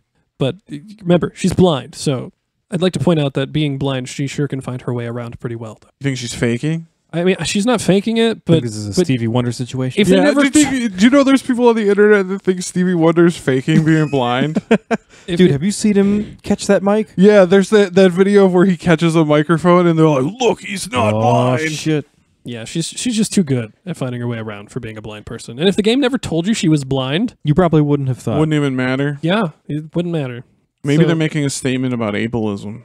I don't think it's that deep, dude. I really don't think. No. That's giving it a lot of credit. So after a bit more walking, they make their way to a large tree surrounded by like a bunch of little like altars or whatever, and there's like a door. And this is where the spell was cast to erect the haze. And this door is apparently like a back door Erect. from. Back door. My God. I'm sorry. I'm going to choose my wording more carefully next I'm time. That's cool. Both cool. So yeah, it's also the location of the tragedy that took Mel's vision. Oh, okay. Yeah, Tragic. Yeah. So in this area, Gollum can hear the whispers of the elves who died here. That's very spooky. And Mel is like, "Ooh, I don't want to listen." Blah blah blah. She's like, it's too traumatizing. But you learn here that there are 8 elves needed for the spell. You want to read these, Danny? Sure. Iristor, not Irestor like we know. It's Iristor, Turian, Prian, Kalan, Kethil, Dondofer, Mel, and Gwendol. Those are fun names. They all kind of sound like knockoff Tolkien names. I mean, they're all right. Yeah. They're like the great value Because Tolkien there's elves. like they're great value Tolkien elves. That's a Walmart joke, right? Yeah. That's a Walmart joke. It's funny because we have people in every country in the world. Everybody knows what Walmart is. You know? Fuck Walmart. Yeah. We just want to take his time out to say, fuck Walmart. Fuck Walmart. So Gollum is tasked with determining which elf stood where by listening to the whispers and looking for evidence of what happened. He finds things like footsteps and feathers, a sword, just random bullshit. Fun. And he can use that with talking to her. They do the puzzle together, whatever. It's the only time you really use any of these mechanics like in any meaningful way. And then once he figures it out, Mel is able to determine which magic words to say and in what order to open the door out of the haze. And it's just like a back door. Like she can navigate through the haze, I guess, as a blind person. Back door. It's a one-way street. Yeah. Back door lover. So- have you ever seen Josie and the Pussycats? Oh my God. We got to watch that sometime. So this part's kind of fun. So before leaving, Mel asks Gollum to describe the area to her, being blind and all. And while he's doing so, he notices like some flower, and he becomes distracted by his PTSD of killing Deagle. And this scares Mel off. Like she just kind of like goes like, "Oh, you're crazy," and then she like leaves. You didn't know that at this point? Jesus Christ. Yeah. He talks to himself. Yeah, he talks to himself. It's so this is also one of those moments where you have like a Gollum Smeagol argument, if you will, and the player has a choice to lull Mel to sleep while describing the place, like trying to make it sound all pristine and beautiful, and then he sneaks up behind her and tries to throttle her. Nice. Yeah, but then he, his PTSD like fucks him up even more, and so he like lets go of her, and she runs off. And then he runs into the door to go like get into the haze, and the whole time he's like torturing himself with his thoughts of killing Deagle, just having a real big breakdown and stuff. And then he finds himself right back where he was, just like the elves told him what happened. Uh-oh. It didn't work. It didn't work, and they're there, the 2 elves that were sort of like his captors or whatever, and they just they brought him back. Like, hey, we told you so. All to no avail. All for naught. That All whole for nothing. Yeah, cool. Yeah. So this is a defined period of time. 10 days later, the elves are celebrating Midsummer Night, and Gollum helps Neldis, the cook, to get some of the lanterns working by finding light stones. Another kind of fetch mission, right? Yep, kind of. Thranduil devises a plan to trick Gollum into walking through some truthlings. These things again. Yep. He keeps getting tricked by the truthlings. Yeah, to get some information that he told Gandalf out of him. Because Thranduil's like paranoid and wants to know what Gandalf talked to him Yeah, about. he wants to know Yep. what Gandalf's up to. Yeah. Not a very trusting elf. Yeah. There's a reason they call him Cruel Elf King. Yeah.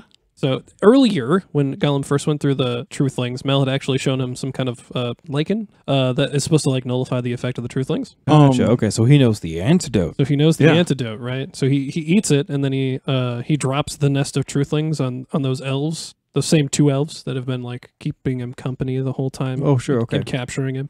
So okay, yeah, he eats the magic mushroom type thing, and then he drops the nest of Truthlings on the elves. Fuck him. Why not? And he gives them there's like a short interrogation scene because he wants to know about Mel and Gwendol, and so they kind of just tell him like, oh yeah, well Gwendol's dead, we think, and Mel is loose, we haven't found her. So then Gollum makes his way to Gwendol's chamber and hears his voice in the water. Interesting. Yeah, so Gwendol not dead. Wow. And Gwendol, hoping that Mel was listening on the other side, discloses a reference to the password to open the gate through the haze, like a different gate. There's a new gate. And he's talking through the water, just so we're clear here, Sure. just like Mel does. And he discloses that he can tell that like there's evil in the woods or whatever, and he wants to get her to safety. So like he's like reaching out on the emergency channels or something. Gotcha. So then back to the cook. Gollum brings the light stones over to her, and she takes some pity on him, and it's like, all right, I'll take you to the Midsummer Night, right? Like, come to the celebration, just be good. Yeah, be good, Be good. Gollum. Be a good Gollum. I'm taking you to this civilized gathering of elves. That's exactly the best place for It's me to bring a Gollum. The word that comes to mind for me is appropriate. Appropriate. Yes. Well, this all takes place in the King's Grove, just another named place that's somewhere random in the woods. And from the words spoken by Gwendol, Gollum knows that he has to climb this big tree in the King's Grove to locate the password, because he only was given a reference, not the actual password. So after convincing some of these elves to let him climb a tree, he goes and scrambles on up and he finds a picture of a deer carved into the tree. And this deer is the password that he was looking for. How simple And convenient. and convenient. Why not? Yeah, sure. And of course, just as he finds the password, this is when the orcs invade, and they slay all the elves in the area. Cool. Also convenient. Also Sick. convenient. Is there blood? There's not blood. That sucks. What's this game rated? I don't remember. E? No, definitely not. It's not E. It's no, I can't imagine. You it's E. throttle people to death. Yeah. it's at probably least T. T. Probably T. T. F Yeah. for fucking terrible. Yeah. So yeah, the orcs here, they're specifically looking for Gollum. That's their orders, to find Gollum. And of course Gollum doesn't want to be captured, so he sneaks around them, mostly like through the treetops. Like Gollum does. He Yeah. Gollum's around. Gollum stumbles upon a Beastmaster from Barad-dûr. And this is another one of those choices you get to make. So like the Beastmaster is having a standoff with an elf, and you can either like throw a rock to distract one of them and the other one kills the other. Either way, doesn't really matter. You just walk past them anyway. Oh, cool. Another one of those choices. Doesn't mean anything. It's funny though, the elf says, if you let the elf die, he's like, please don't let this be the last face I see, talking about Gollum. He says that? Yeah, he says that. That's Just brutal. Blatantly insulting you. So yeah, walking past the either now dead or alive Beastmaster, because he just lets you pass if you let him live, Gollum is chased by every orc in the area. Just so you guys know, this is a pretty bullshit part of the game, and I died multiple times. You said you hated this I part. found several buggy parts, and I was kind of, it was rage inducing. And Did we'll you say get, you we'll got get into some, that buggy shit Game later. crashes during this part? No, my only game crash was much earlier. Well, I had a few game crashes, but they were much earlier in the game. Okay. But yeah, so yeah. After you escape the orcs that are chasing you, you have to sneak past a whole bunch more. Go, Gollum, go. Sneak. After sneaking past a bunch of them, Gollum nears a tower where that door is, the main door, if you will, and he finds the Candleman who has Mel captive. Uh-oh. And Gollum stumbles over a rock, basically, falls right on top of, right in front of them all. Use some of that sick Hobbit stealth, right? Yeah, totally. And he's discovered by them, and in order to weasel his way out of being murdered or captured or whatever, he tells them he knows how to open the gate, and that he's commanded to help Mel do it, because they want to get through. And I think, like, I don't really remember seeing this specifically, but I think we kind of have to assume that the orcs and them made it through because they found Mel and used her to get through the haze. Sure. Of course, they must have. We have to assume that. Because it's not going to tell us. Yeah, that's what I found anyway. So the gate is this big circular door, has a bunch of light stones embedded in it, and then they have, like, lines connecting them like a constellation. And there's a contraption that Gollum uses to like change the pattern of the constellation. And once you find the deer pattern, Mel opens the door with the word Crandil, which after it opens, a big ass bright light shines through. Everybody's blinded, but she pulls Gollum through with her, and it closes behind them. Nice. So they escape successfully. Yeah. Two best friends. Two besties. Now together forever. Nothing could possibly come between them as they set out on a new life together of adventures. Gollum and Mel. Mellum, if you will. Mellum. Yeah, the two of them make a deal. If he helps her to find Gwendol, because, you know, she knows he's alive now, then Gollum will be like, oh, and not followed. I think, you know, being on the other side of the door, probably Gollum could get away if he wanted anyway, but, you know, we'll just skip over that. Sure. So they walk through the tower, which seems to be kind of a castle, really. Like, it's pretty big and not very tall and towery. Looking for Gwendol and suspecting him to be near what Mel calls the source. Oh, How okay. original. The source is part of the magic that keeps the Ring of Haze active, and it's just this big floating ornate ball. Of course. Interesting. Of course. Yeah, big magic thing. So Gollum travels through the area to try and find Gwendol and get Mel through. There's a lot of objects like floating around in place. There's a lot of zero gravity going on. And so, yeah, well, you were like randomly wandering about. You find your way back to Mel, and Gwendol's just there, like with her, like, oh, hey, they found each other. What did you do, Gollum? Nothing. But you can tell by the interaction that they have that they must be like lovers. This is why they care deeply about each other. Now, this dude just, Gwendol, this is the part when we see his cape, right? Oh, yeah. Yeah, the cape. Oh, my God. Gwendol's cape is one of the funniest things I've ever seen in a video game. It's like it's stapled to his boots. Yeah, it looks like it's stapled to his boots. It moves bifurcated like when his feet move. And it's so silly. It looks so silly. So, yeah, Gwendol tells them that the magic is apparently being corrupted by the presence of evil in the forest, and then Gollum is asked to help heal it by making his way to two different sides of the area to pull some levers that close some doors. I'm assuming this is supposed to cut off the flow of like either the wind or water, which are apparently both needed to produce the haze. As far as I could tell, it wasn't very clear. Why would it be? And while you're making your way to one of these sides, you find Gwendol, who is injured. He like fell down. Like the stairs collapsed underneath him. He just tripped. And he's like, you know, he's immobilized or Can't whatever. go on. And I've fallen and I can't get up. Yeah, basically. There's some orc chances upon him, like is like wandering about, hasn't quite seen him yet. And so here you have a choice as Gollum to either make the orc aware of Gwendol or to distract the orc. If you distract the orc, Gollum jumps on the orc's back and throttles him to death to save Gwendol. But if you like, you can throw a rock and then the orc is like cued in on Gwendol's position and kills him, which gives a slightly different end of the story. But we'll get to that. Oh, so this does actually have some bearing. Yeah. This is probably the most significant change from a Gollum thing, but either way, like the actual end of the game is the same. So. Oh, okay.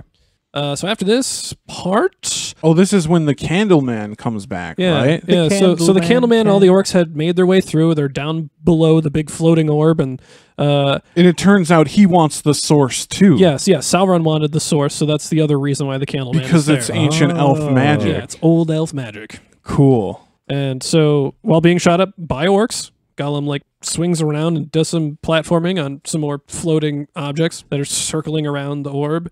And then he gets a hold of a chain that has this huge nail. And I mean like huge. Like there's no way Gollum could maneuver this thing. Okay. But he does, and he swings and he pierces the nail into the source, which destroys it. It explodes, all the floating platforms fall down, there's, debris, destruction. Ooh, the whole area is in shambles. And so at this point, Gollum is like sneaking around through the rubble, and the Candleman is like somewhere in the middle, shouting a bunch of black speech at him. Is there subtitles for the black speech? I think it just says black speech. Wow, fun. Yeah. I really wanted to know how to pronounce it, but without the subtitles, I just can't. It's kind of hard to say. So Gollum sneaks up on the Candleman. The bird shows up just randomly, like, "What's up, bird?" Distracts the Candleman, and Gollum I remember this part. Gollum sees this as a chance, and he leaps onto the Candleman's back and throttles him to death. It's the only way Gollum can kill anybody except the Grashnig, whom he sets up whom he sets in up various ways. for various deaths. The only kills you get are throttlings. Yeah. So here's kind of part where the killing or living of Gwendol matters. So if you allowed Gwendol to live, then Mel is relieved afterwards that they're now safe and honors her deal with Gollum and allows him to leave. If Gollum gets Gwendol killed, though, Mel questions him as they're walking like out of the place and isn't very trusting of Gollum, and his story doesn't really seem to line up. Oh, really? And so she like accuses him, and there's like they walk across this plank bridge. And so, being the blind person she is, she very deftly kicks the bridge down. And then Gollum is like stuck on the other side, and she tells him, "I never want to hear your voice again." And she walks away. And that's the difference, right? It's either the bridge incident or the "you can leave, that's cool." Either he gets to sneak off, or she just gets pissed off at him. And But you get to leave either way, and it doesn't matter. Yeah, you leave either way, and it doesn't matter. Fun.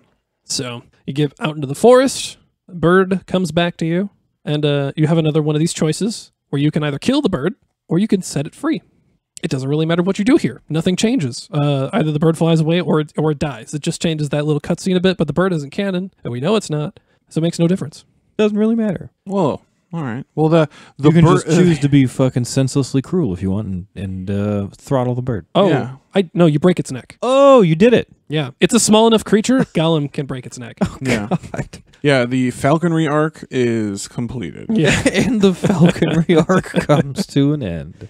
So after the bird moment, some number of weeks pass. Gollum finds himself at the doors of Durin. Yeah, so all of a sudden he went from Mirkwood to all of a sudden just inside Moria.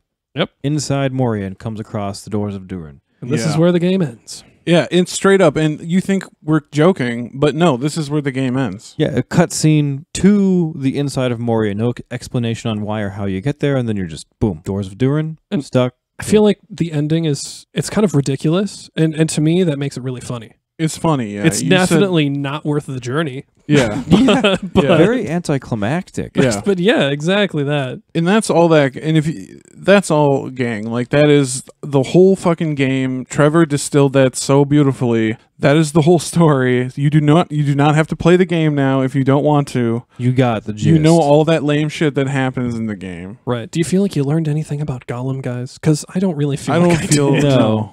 I'm just more confused and sad than I was before. But let's get into some of the gameplay and mechanics, because not only is the story shitty, the gameplay and mechanics are pretty shitty as well. Yeah, and I'll argue, so it's going to be some reasonably in-depth explanations here, but at the same time, like, if you're a gamer, it's kind of just a small amount of things that you really can do. It's pretty simple. Being that this stuff is pretty normal and basic for someone who plays games, but I'm going to go over it for those of you who are not gamers, just to hopefully give you some insight as to what the experience of playing it was like. Sure. I appreciate that. So, Gollum sets itself up as a stealth game with some platforming, kind of parkour mechanics. As a player, you have a few different resources to manage, which is your health bar, a stamina bar, and you can hold rocks or food for consumables. So, if your health empties out, you die. Restart from a checkpoint. Cool. The stamina is used to perform certain actions, and if you run out of it, you just have to wait a couple seconds, and it'll start filling itself back up. Very small amount of things you have to actually manage. You have a small inventory of consumables as well, right? Yeah, it's only 5 of each, rocks or food, and that's Does it. the food vary? I see you eat a lot of fish. It's all fish? Like fish, mushrooms, just random stuff. Oh, okay. But it doesn't matter what it is. It all gives you the works same amount of the health? same, Yeah. Well, that's boring. We'll go over how you can lose health, but there's not many ways. Yeah. Because So- you usually just straight up die. Like if you fuck up, you just Yeah, kinda it's straight either up an die or you instant get death caught. mechanic, you're caught, or there's not. There's no real health and up kind of shit. If you die from your health running out, it's because probably you fell too many You times. fell too many times, yeah. Or you walked into a candle. Yeah, there's a ludicrously short fall distance that you can do in this game, but you can also make really crazy jumps and survive those. It's very stupid. Yeah. So let's talk about some of those mechanics. The actions that you can perform as Gollum are as follow. You can jump. You can do like a long jump or like a high jump, and the big jumps consume your stamina. You can walk, of course, which for Gollum is on all fours. It's kind of a janky animation, if you ask me. The movement kind of feels bad and a little unresponsive sometimes. You can run or like a sprint, which uses stamina at a ludicrous rate. Like you can sprint for maybe a few seconds before you're completely out of stamina. Yeah, from a full stamina. Yeah, from all a full the way stamina down. bar, which I barely ever sprinted because Not worth it. not worth it. You can throw rocks, which are used to distract enemies or hit objects, or do some puzzles. Like there's some bells you can hit in the game at that bell tower. You've got like an intuition or heightened senses where it'll highlight enemies. Yeah, this is kind of like if you played the Arkham games, detective mode. That's what it reminded me detective of. mode, listening mode. There's a lot of different versions of this. The Kind of Wraith mode in the in the Shadow of War. Shadow games. A lot of games kind of incorporate this. Yeah, it's a pretty typical game mechanic. It also shows things like there's like a glowing trail that help to guide the player in some locations, but I struggle to find where to go even with this feature. like the spell clairvoyance in Skyrim. Yeah. And any objects that you can hit with a rock will highlight green, so you know that it will do something when you hit it. Oh, okay. A big part of this game is climbing or hanging from ledges. A lot of that. And it features a ton of it. Like, you're always going up or down. An scaling tall absurdly things. boring amount of it. Yeah. Parkour Gollum. Yeah, and not even interesting parkour. And honestly, I believe like Gollum would not be able to do all of this. Like how he has not the strength to be climbing or jumping. Right, he's all like the a things little he does. emaciated creature. Like he doesn't have the energy for this. Right. So while you're hanging from ledges, you can do like a back jump where you like just leap back off the ledge. And honestly, I found this to be real finicky. I saw you fall 1,000 times trying to do this. It's so bad. Like it even gives you like a button prompt on screen, which a lot of games will do, just to be like, hey, you should do this at this point. Yeah. But even if it's on the screen, sometimes you'll just jump right past whatever you're trying to like land on or the That's ledge. weird that it wouldn't like kind of like auto guide Auto-guide you if you. it's Yeah. giving you that prompt. Yeah, there's like no. Half the time you can't even like turn your camera to see where you're trying to go. And like a lot of games, it'll be kind of like a magnet thing. Like you'll get real close and then you'll just kind of snap on. Sure. This game does that, but not from anywhere near close enough. Like, Okay. It's not. Yeah, they could have done better there. When you are hanging, there's actually like two different ways that you can hang. Like it's either from a ledge with just your hands, or with your feet on the wall below you. And if there's no spot for Gollum's feet, then the hanging will use stamina. And if you run out of stamina, you fall, probably to your doom. Which, yep, I've had that happen to me. Many times. You can usually tell if you can hang from a ledge because there's like a painted white line. Yeah, one of those kind of like clear markings a lot of games will do to show you can climb something or Yeah. shimmy along a ledge or something. Yeah, like Horizon Zero Dawn does this fantastically well. Yeah, absolutely.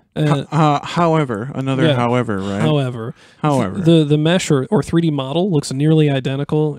There's like Throughout the whole game. through the whole game. There's like a few different versions of what this looks like, but it's like very recognizable. And like we said, like a lot of games use this like painting of objects like to make them brighter noticeable to give player direction and to limit confusion.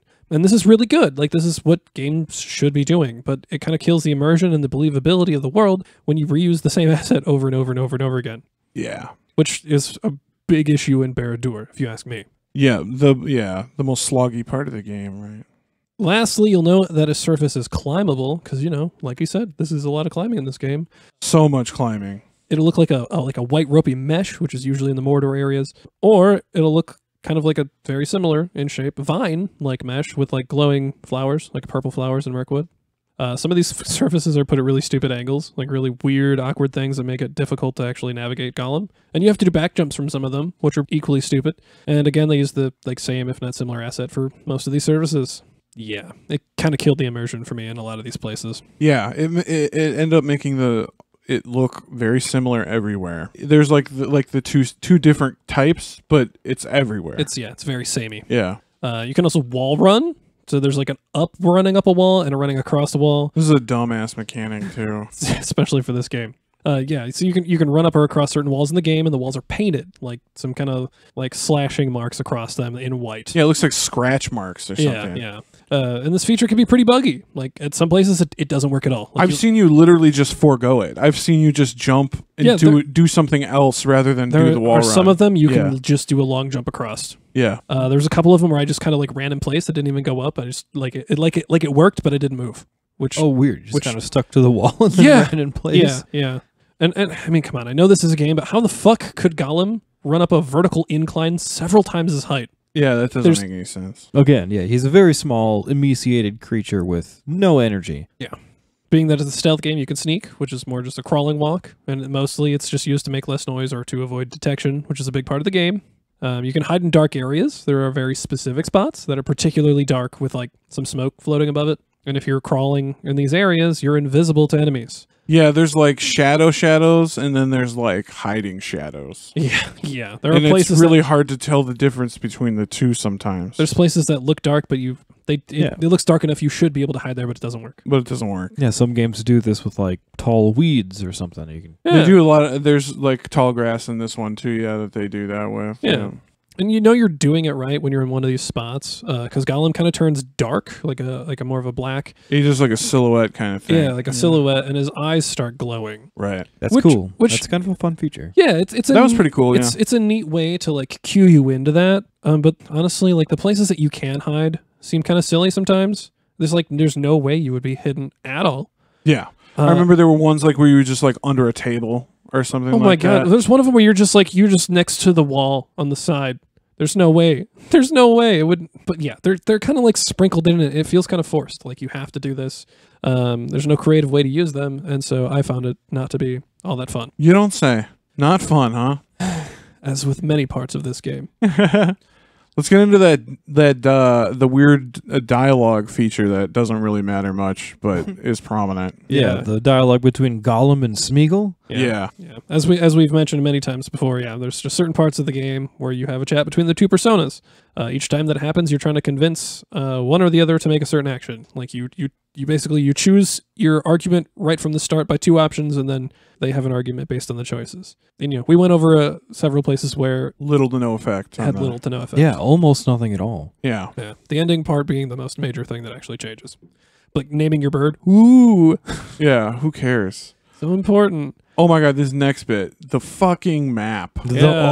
My God. This totally Oh. blew me away. This made me laugh out loud when I saw it.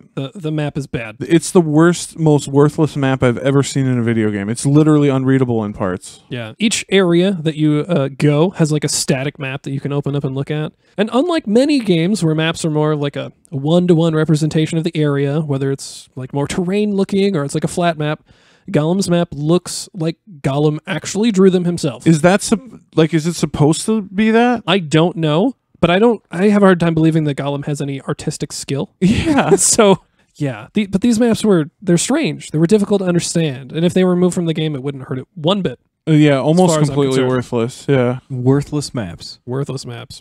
And I mean, the game is so linear. Why would you need a map? Right. Right. That's the yeah. next part. Like, It's not like an open adventure game or yeah, something. No. there's hardly any places to actually explore. There's also some fun swimming and diving mechanics, right? Yeah, there's a few places that you can swim throughout the game, and you can use them for hiding, very rarely. Or there's like some collectibles that you can get.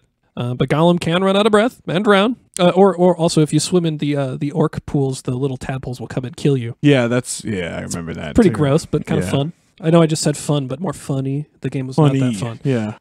There's There's really- correct. It was not actually fun. To be clear, To be there is clear, yeah. nothing fun about this game.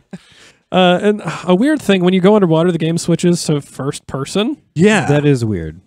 I mean, yeah, I don't know why they would do that. But if I had to take a guess, maybe the animation looked funny, or they were rushed while they were underwater, and so going into first person was a way to hide the jank. Could be. Some games do that. I want to see the animation. Yeah. Yeah. It's like some super shitty, like, I don't even know, like a weird seizing frog or Like something. Super Mario 64 type Yeah. swimming mechanic. Being that the game is mostly played in third person, it helps with like navigation and stuff, of course, so you can tell where you're going, but sometimes it just is kind of a hassle. It doesn't really feel like it wants to transition very well with the environment, or like when you're moving around. We'll use the word jank again here. It feels Yeah. kind of jank. Little jank. There's also a limited command of companions mode. Yeah, this feels kind of shoehorned in. This is something that you do like with the bird or with the Grashnag. But basically, you just kind of point them to go from point A to point B. You have really no control over what's happening other than like, go here now, go there now, go there now. And it's not like it's not a main game feature. Like a lot of games would give you like, oh, this is a tool for your toolkit.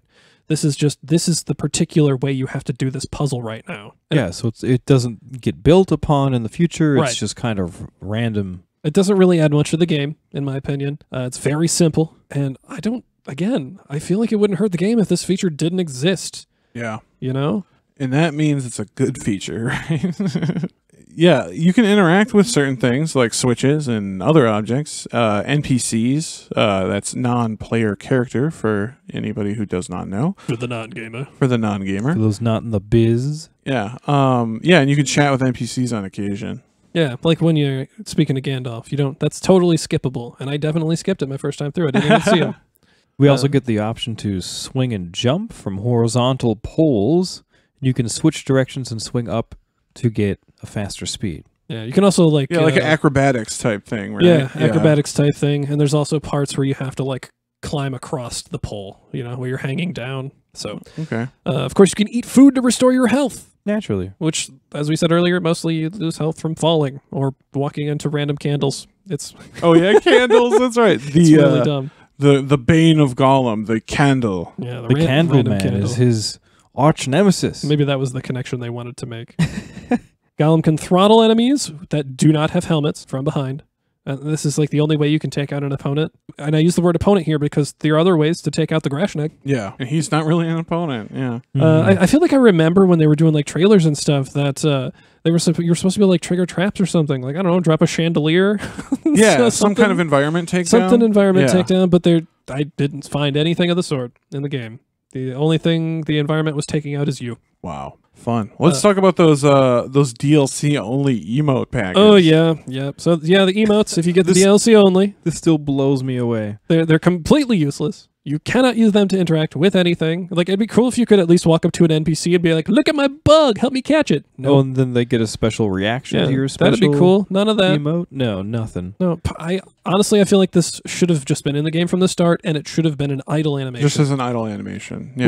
Which what I mean by that is, so if you put the controller down and you just let the Gollum sit there, a lot of games will have it where your character starts doing like a random, like little animation. And there's a little bit of flavor for like their personality or something. Yeah, Sonic the Hedgehog used to tap his foot and look at you. Yeah. That would have been more interesting than, you can just do these emotes whenever you want for no reason. Like, who cares? I did them like once to try them out and never again.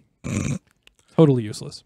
Let's talk about collectibles, because you won 100% this one, right, Trev? Oh Platinum. God, I don't even know how many trophies I got, but definitely I did not get all the collectibles. I did look them up to see what they were, just to learn that they are more useless than anything.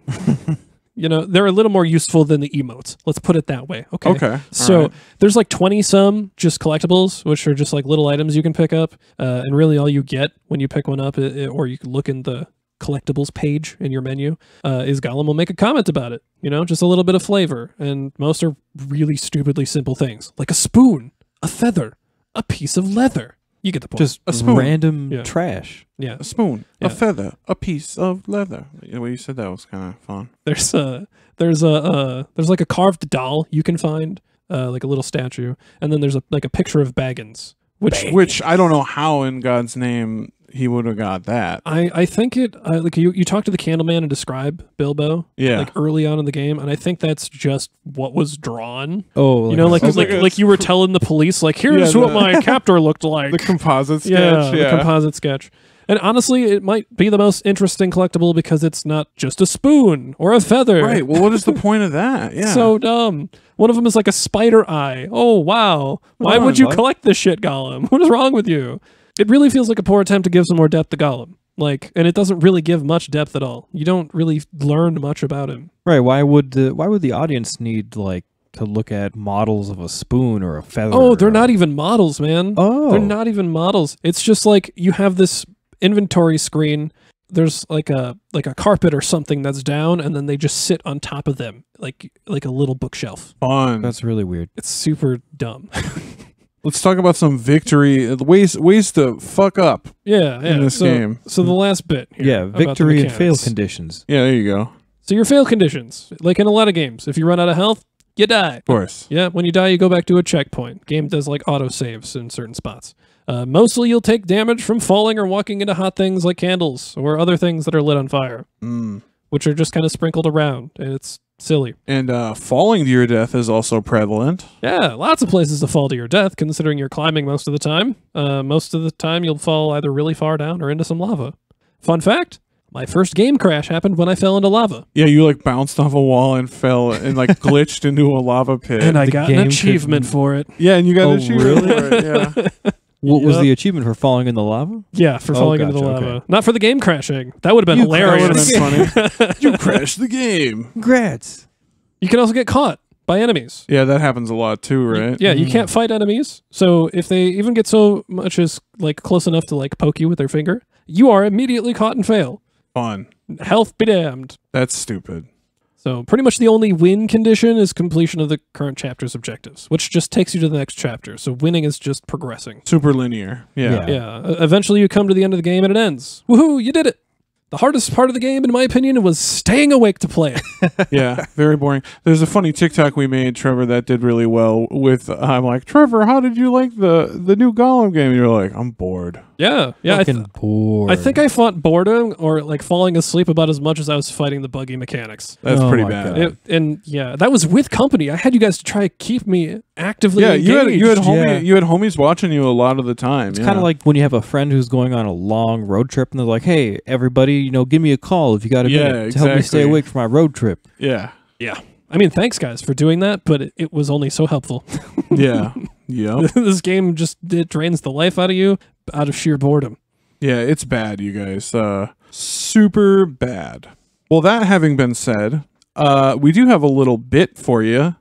Thanks for listening to our whole spiel about the game. Hopefully you found that informative and thorough, which is what Trevor tried to do, and I think he did pretty fucking well. I think you nailed it, man. You will Nailed never it. have to play this game yourself. That is the goal of this Yeah. episode.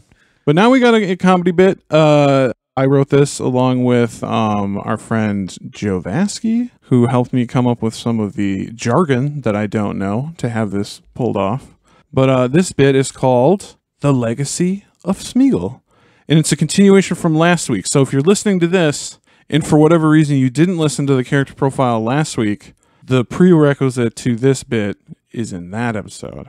So go ahead and listen to that. Go listen to the Gollum It'll episode. make more Yeah, sense. yeah. It will not make nearly as much sense without it. All right, guys. Well, here it is. We hope you enjoy. Hope you love it. Last week, we left Smeagol after his successful rehabilitation. He was successfully in recovery for his addiction, and Gollum was gone, for now. Smeagol enjoyed many things about the modern world. What he came to love most of all was video games. He still lived in the halfway hole and worked his job at Applebee's, but every spare moment he had was spent playing video games. He became truly obsessed. Eventually, inspired by his favorite Twitch streamers, Smeagol started streaming himself. The stream was a huge hit. In no time at all, Smeagol was streaming to thousands of people. Welcome to the stream, precious. Yes, today Smeagol is going to stream League. Yes. Smeagol's most popular streams were him playing League of Legends. Okay, chatsers, today I will show you how to play top lane. Smeagol had a pretty good relationship with his chat, but sometimes it got toxic. You think Smeagol should dive the enemy chat? Okay. Chat the jungler is here. Chat, fuck, this is why you're bronze. This is why you're fucking bronze and Smeagol is fucking gold 3 with 65 L pieces. I'm gonna ban your ass, chatters, and Smeagol will fuck your momses. And sometimes that toxicity spilled over into the game. This griefer is telling Smeagol to fuck himself? Pull up, bitch! Punk-ass griefer telling Smeagol he should suck donkey dicks? Pull up, motherfucker! I'm at the halfway hole, south side of Bree! Pull up! Smeagol also liked to play ranked in Rocket League. He mostly did 2v2s with his buddy Dank Frank 420. Smeagol is trying, yes, he is, but there is no ball pressure. Dank Frank 420 was always very critical of Smeagol's play. Get out of the corner, Smeagol. Smeagol is trying. Quit jerking off in the corner and get back. God damn it, Smeagol. Get back in net. What are you defending there? Nothing. Oh no. Stay out of no man's land, Smeagol. What are you doing? Get back. Smeagol is trying his best. I'm sorry. When things got too heated with Dank Frank 420, Smeagol would play a classic, like Skyrim. Alright, chatsers, what should we do in Skyrim today? No, Chatter, I don't want to take companions' quests. No, fuck that. Let's do Dark Brotherhood. No, Chat, I told you werewolves are fucking awful. Take a week off, Chatter. I'm serious, if Chat doesn't shut up about werewolves, Smeagol will start dagger grinding. Smeagol swears. After firmly establishing himself as a streamer, Smeagol had a very special stream planned. He was going to stream a brand new game. Hey there, Chasses. Smeagol has a very special stream today. Yes, yes. Smeagol suddenly took on a serious tone. Okay, look, Chatses. Smeagol's going to be honest. Today might be a triggering day for Smeagol. You may have heard that they have created a new game about Smeagol's life. Yes, yes. Smeagol will be reviewing some painful memories, yes. Smeagol's therapist says it should be healthy for Smeagol to come to terms with his role in the story of the Precious. It was finally time for Smeagol to see what the Gollum game was all about. He booted up and prepared to confront his legacy. Alright, Chatses, I've got an AI voice on for donations. Please help support Smeagol's stream. Hey Smeagol, love the stream. Can't wait to watch you play with yourself, lols. Haha, good one, Chatter. Thanks for the dono. Smeagol took a long drink of an energy drink and cracked his knuckles. Alright, let's get into it. This is going to be sick. Smeagol was excited to play the game, but he was also pretty anxious about it. This is how people would remember him after all. As he fired up the game, he started to get a little triggered. Smeagol was just chasing a nice juicy beetle and now there is Nazgul. So many Nazgul. Oh, they got me, Chats. Filthy Nazgul. Oh no. No.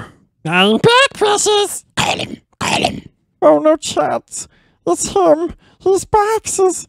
Filthy, stupid Chat. We hate them. Gollum had made an appearance. He was especially bitter about being away so long. Oh no, go away. No, my love. We just want to play the game. Yes, Precious. Play the game. That is all. Really? You just want to play, Precious? Yes. Just to play. WTF is going on, lols. Filthy Chatter. Ban him, Precious. Smeagol continued to play the game, now with Gollum. As the game started, the excitement gave way to confusion and disappointment. The first thing Smeagol noticed was with how bad the game looked. Okay, Chats. We are in Barad-dûr now. Oh, wow, this is ugly. What are these textures? Filthy game, Precious. Turn on the ray tracing, it will look better. Stupid filthy Chatter. Ray tracing is on. This looks like Donkey Kong 64, lol. Donkey Kong is better, Precious. Ah! Be nice, Precious. Yes, let's keep an open mind. Let's keep playing. Yes, Precious.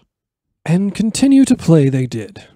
As they played the part of the story that takes place in Barad-dûr, Smeagol began to get bored. Oh, how much longer do we have to be a slave, Precious? This is boring, Precious. Ah! Smeagol's has done so much more than this, Precious. Our life is not boring, is it, Precious? I fell asleep for the last 20 minutes. This game is boring AF.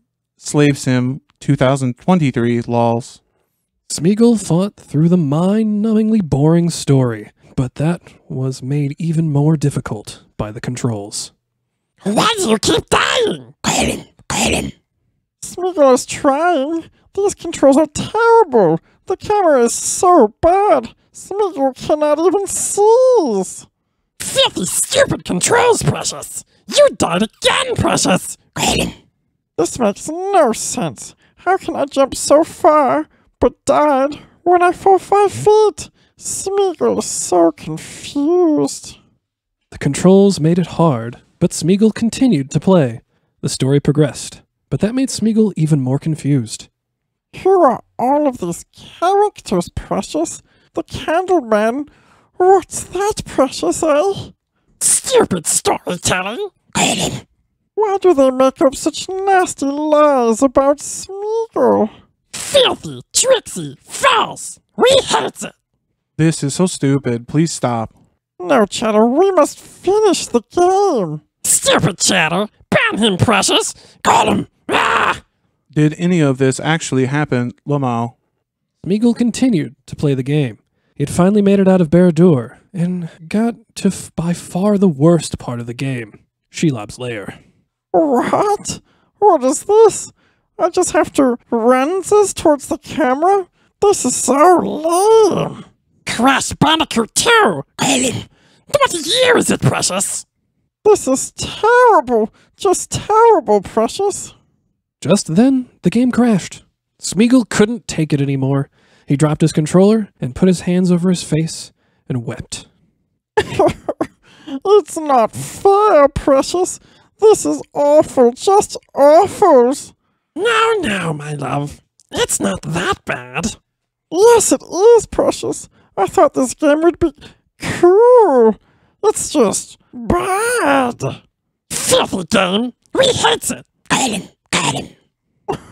How could this happen? Smeagol was doing so well. This was supposed to be how I was remembered, Precious. They ruined my legacy. Our legacy is ruined. Ah! And worst of all, it cost Smeagol $70. I need to call my therapist. And call them he did. It took Smeagol a while, but he was able to work through the trauma that the Gollum game had caused him. He continued to stream all his favorite games. Fortunately, his on-stream meltdown went viral, and he became one of the top streamers on Twitch. He never spoke of the Gollum game again, and he banned any chatter that brought it up. Wow. Okay. He banned anybody, huh? He really doesn't want to talk about that shit. They ruined his legacy, man. It's a traumatic part of his life. Very Yeah. traumatic. Yeah, a little extra for Pretty Gollum, fucked up. but, you know. All right, guys, let's get into the reception that this game had. Yeah, as many of you are probably aware, the reception of this game was correctly horrible. It was a very bad game, and it was received quite poorly. Yeah, the Metacritic score is 34 out of 100, and the user score is 1 out of 10. Keep in mind, 1 out of 10 is kind of the lowest you can go. Yeah, That is, I that's believe, the pretty lowest you low. can I don't rate. think you can actually put a 0 in. I don't think you can do 0.5 or anything like that, yeah. Yeah, it's so bad that Daedalic Entertainment actually put out an apology on their Twitter and announced that they were going to stop making games themselves. Altogether. Yeah. Yeah. Yeah, They were going to step away entirely. Yeah, they'll still be in the game industry, but they'll be doing things like publishing and marketing instead of game development, like they have been doing. And I know that I had read that they had a contract for like a sequel or just another Lord of the Rings game, but this sort of put a nail in that coffin. Yeah.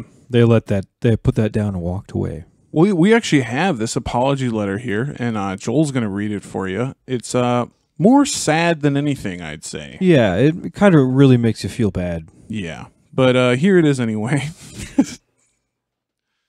Dear players, we would like to sincerely apologize for the underwhelming experience many of you have had with Lord of the Rings Gollum upon its release. We acknowledge and deeply regret that the game did not meet the expectations we set for ourselves or for our dedicated community. Please accept our sincere apologies for any disappointment this may have caused. Our goal as a studio and as passionate Lord of the Rings fans has always been to tell a compelling and immersive story-driven adventure. Crafting a story with Middle-earth as our playground has been the greatest honor and the biggest challenge we have faced so far.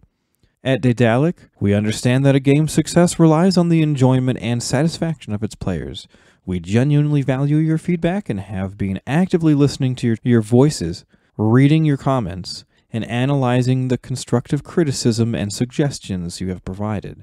Our development team has been working diligently to address the bugs and technical issues many of you experienced. We are committed to providing you with patches that will allow you to enjoy the game to its fullest potential. Once again, we deeply apologize for any inconvenience caused, and we appreciate your understanding during this time. We will continue to keep you updated on our progress and provide transparent communication regarding the upcoming patches and improvements. Your passion and dedication as players have been the driving force behind our determination to make things right. Thank you for your support. Sincerely, Daedalic Entertainment. Wow. Okay. That was pretty heartfelt. They know they fucked up. Yeah, they know they fucked up big, and they're sorry, I guess, for what it's worth. They're sorry. Yeah, I mean, it's not going to give me my $70 back, but No, I mean, no. you know, but I mean, yeah, pretty. They're taking it very seriously, which is at least good to see, right? Right. yeah. Well, let's talk about Daedalic or Daedalic, however you say it, Entertainment.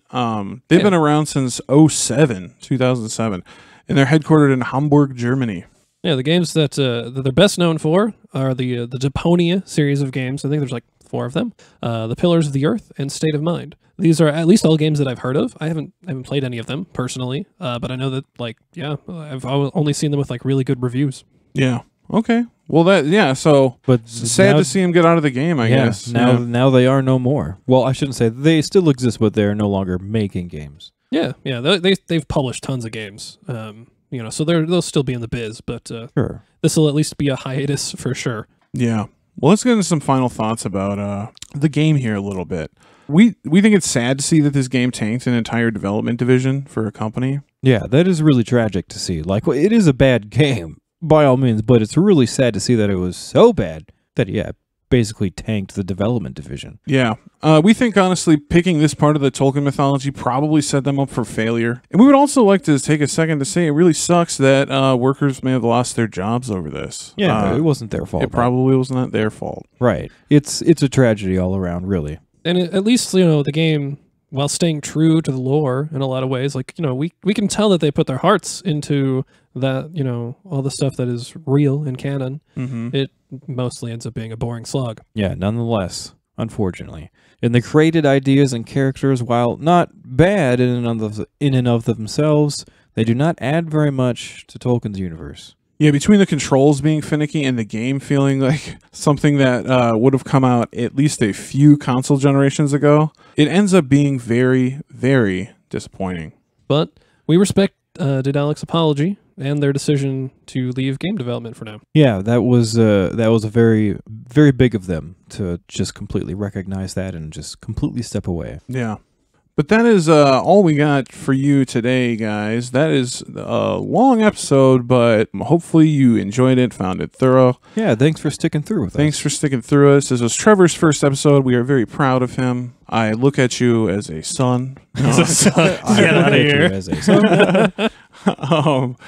Next week we got a clip show coming up. If you're not familiar with that, we're going to be picking some clips from our favorite KOT moments throughout the years. Yeah, this will be our mid-season finale. Our mid-season finale. Yeah, it's a little trip down memory lane. Yeah. So I'm excited for this. This Me is too. going to be a fun one, so definitely tune in for that one next week. yeah. But thanks for listening to KOT Podcast. Subscribe to us wherever you get your podcast. Stay up to date on new episodes by doing that. And please rate or give us a nice review on whatever app you use. We would very much appreciate it. Thank you very much. And as always, a big, big thank you to our patrons.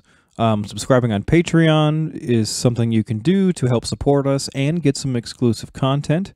That's going to be at patreon.com/KOT podcast. And every donation really helps. We also accept private one-time donations, whether it be through PayPal or any other service. Just contact us and we will make it happen. We appreciate you. Also, follow us on the social medias. Find us on Discord. We'll have a link in the description. That's where we see most things most of the time. Yeah, that's where we talk to most of you most of the time. So join the Discord and don't be shy either. Like, post things, start conversations with we got friends. Lots of channels. You can ask questions, post memes, all the good stuff. Yeah, you guys want to hang out in there and chat with each other? That'd be cool too. Maybe we'll hop in with you, Yeah. You can also find us on TikTok at keep_on_Tolkien_podcast. Yeah. We've been working a lot on the TikTok lately, so definitely go check that out. Yeah. We got some cool stuff on there. For now, you can find us on Twitter at KOT Podcast. For now, as For we now. say. But actually, by the time this episode airs, Yeah, we who might kn- not be. We might not. Who knows if Twitter will still be around? Yeah. You can find us on Facebook at Official Keep On Tolkien and on Instagram at Keep On Tolkien Podcast. Also, don't forget to check out our merch store. Yeah, check it out. Yeah. Got some cool stuff in there, and we also have gotten some ideas from the community about some things that would be cool that we are definitely looking into making. But you can find that URL is keep-on-tolkien-podcast.tmail.com. Please check that out. That's all we got for you today, guys. I'm Danny J. And I'm Joel N. I'm Trevor D. And we are... Keep on Tolkien. Are we in Trever, precious?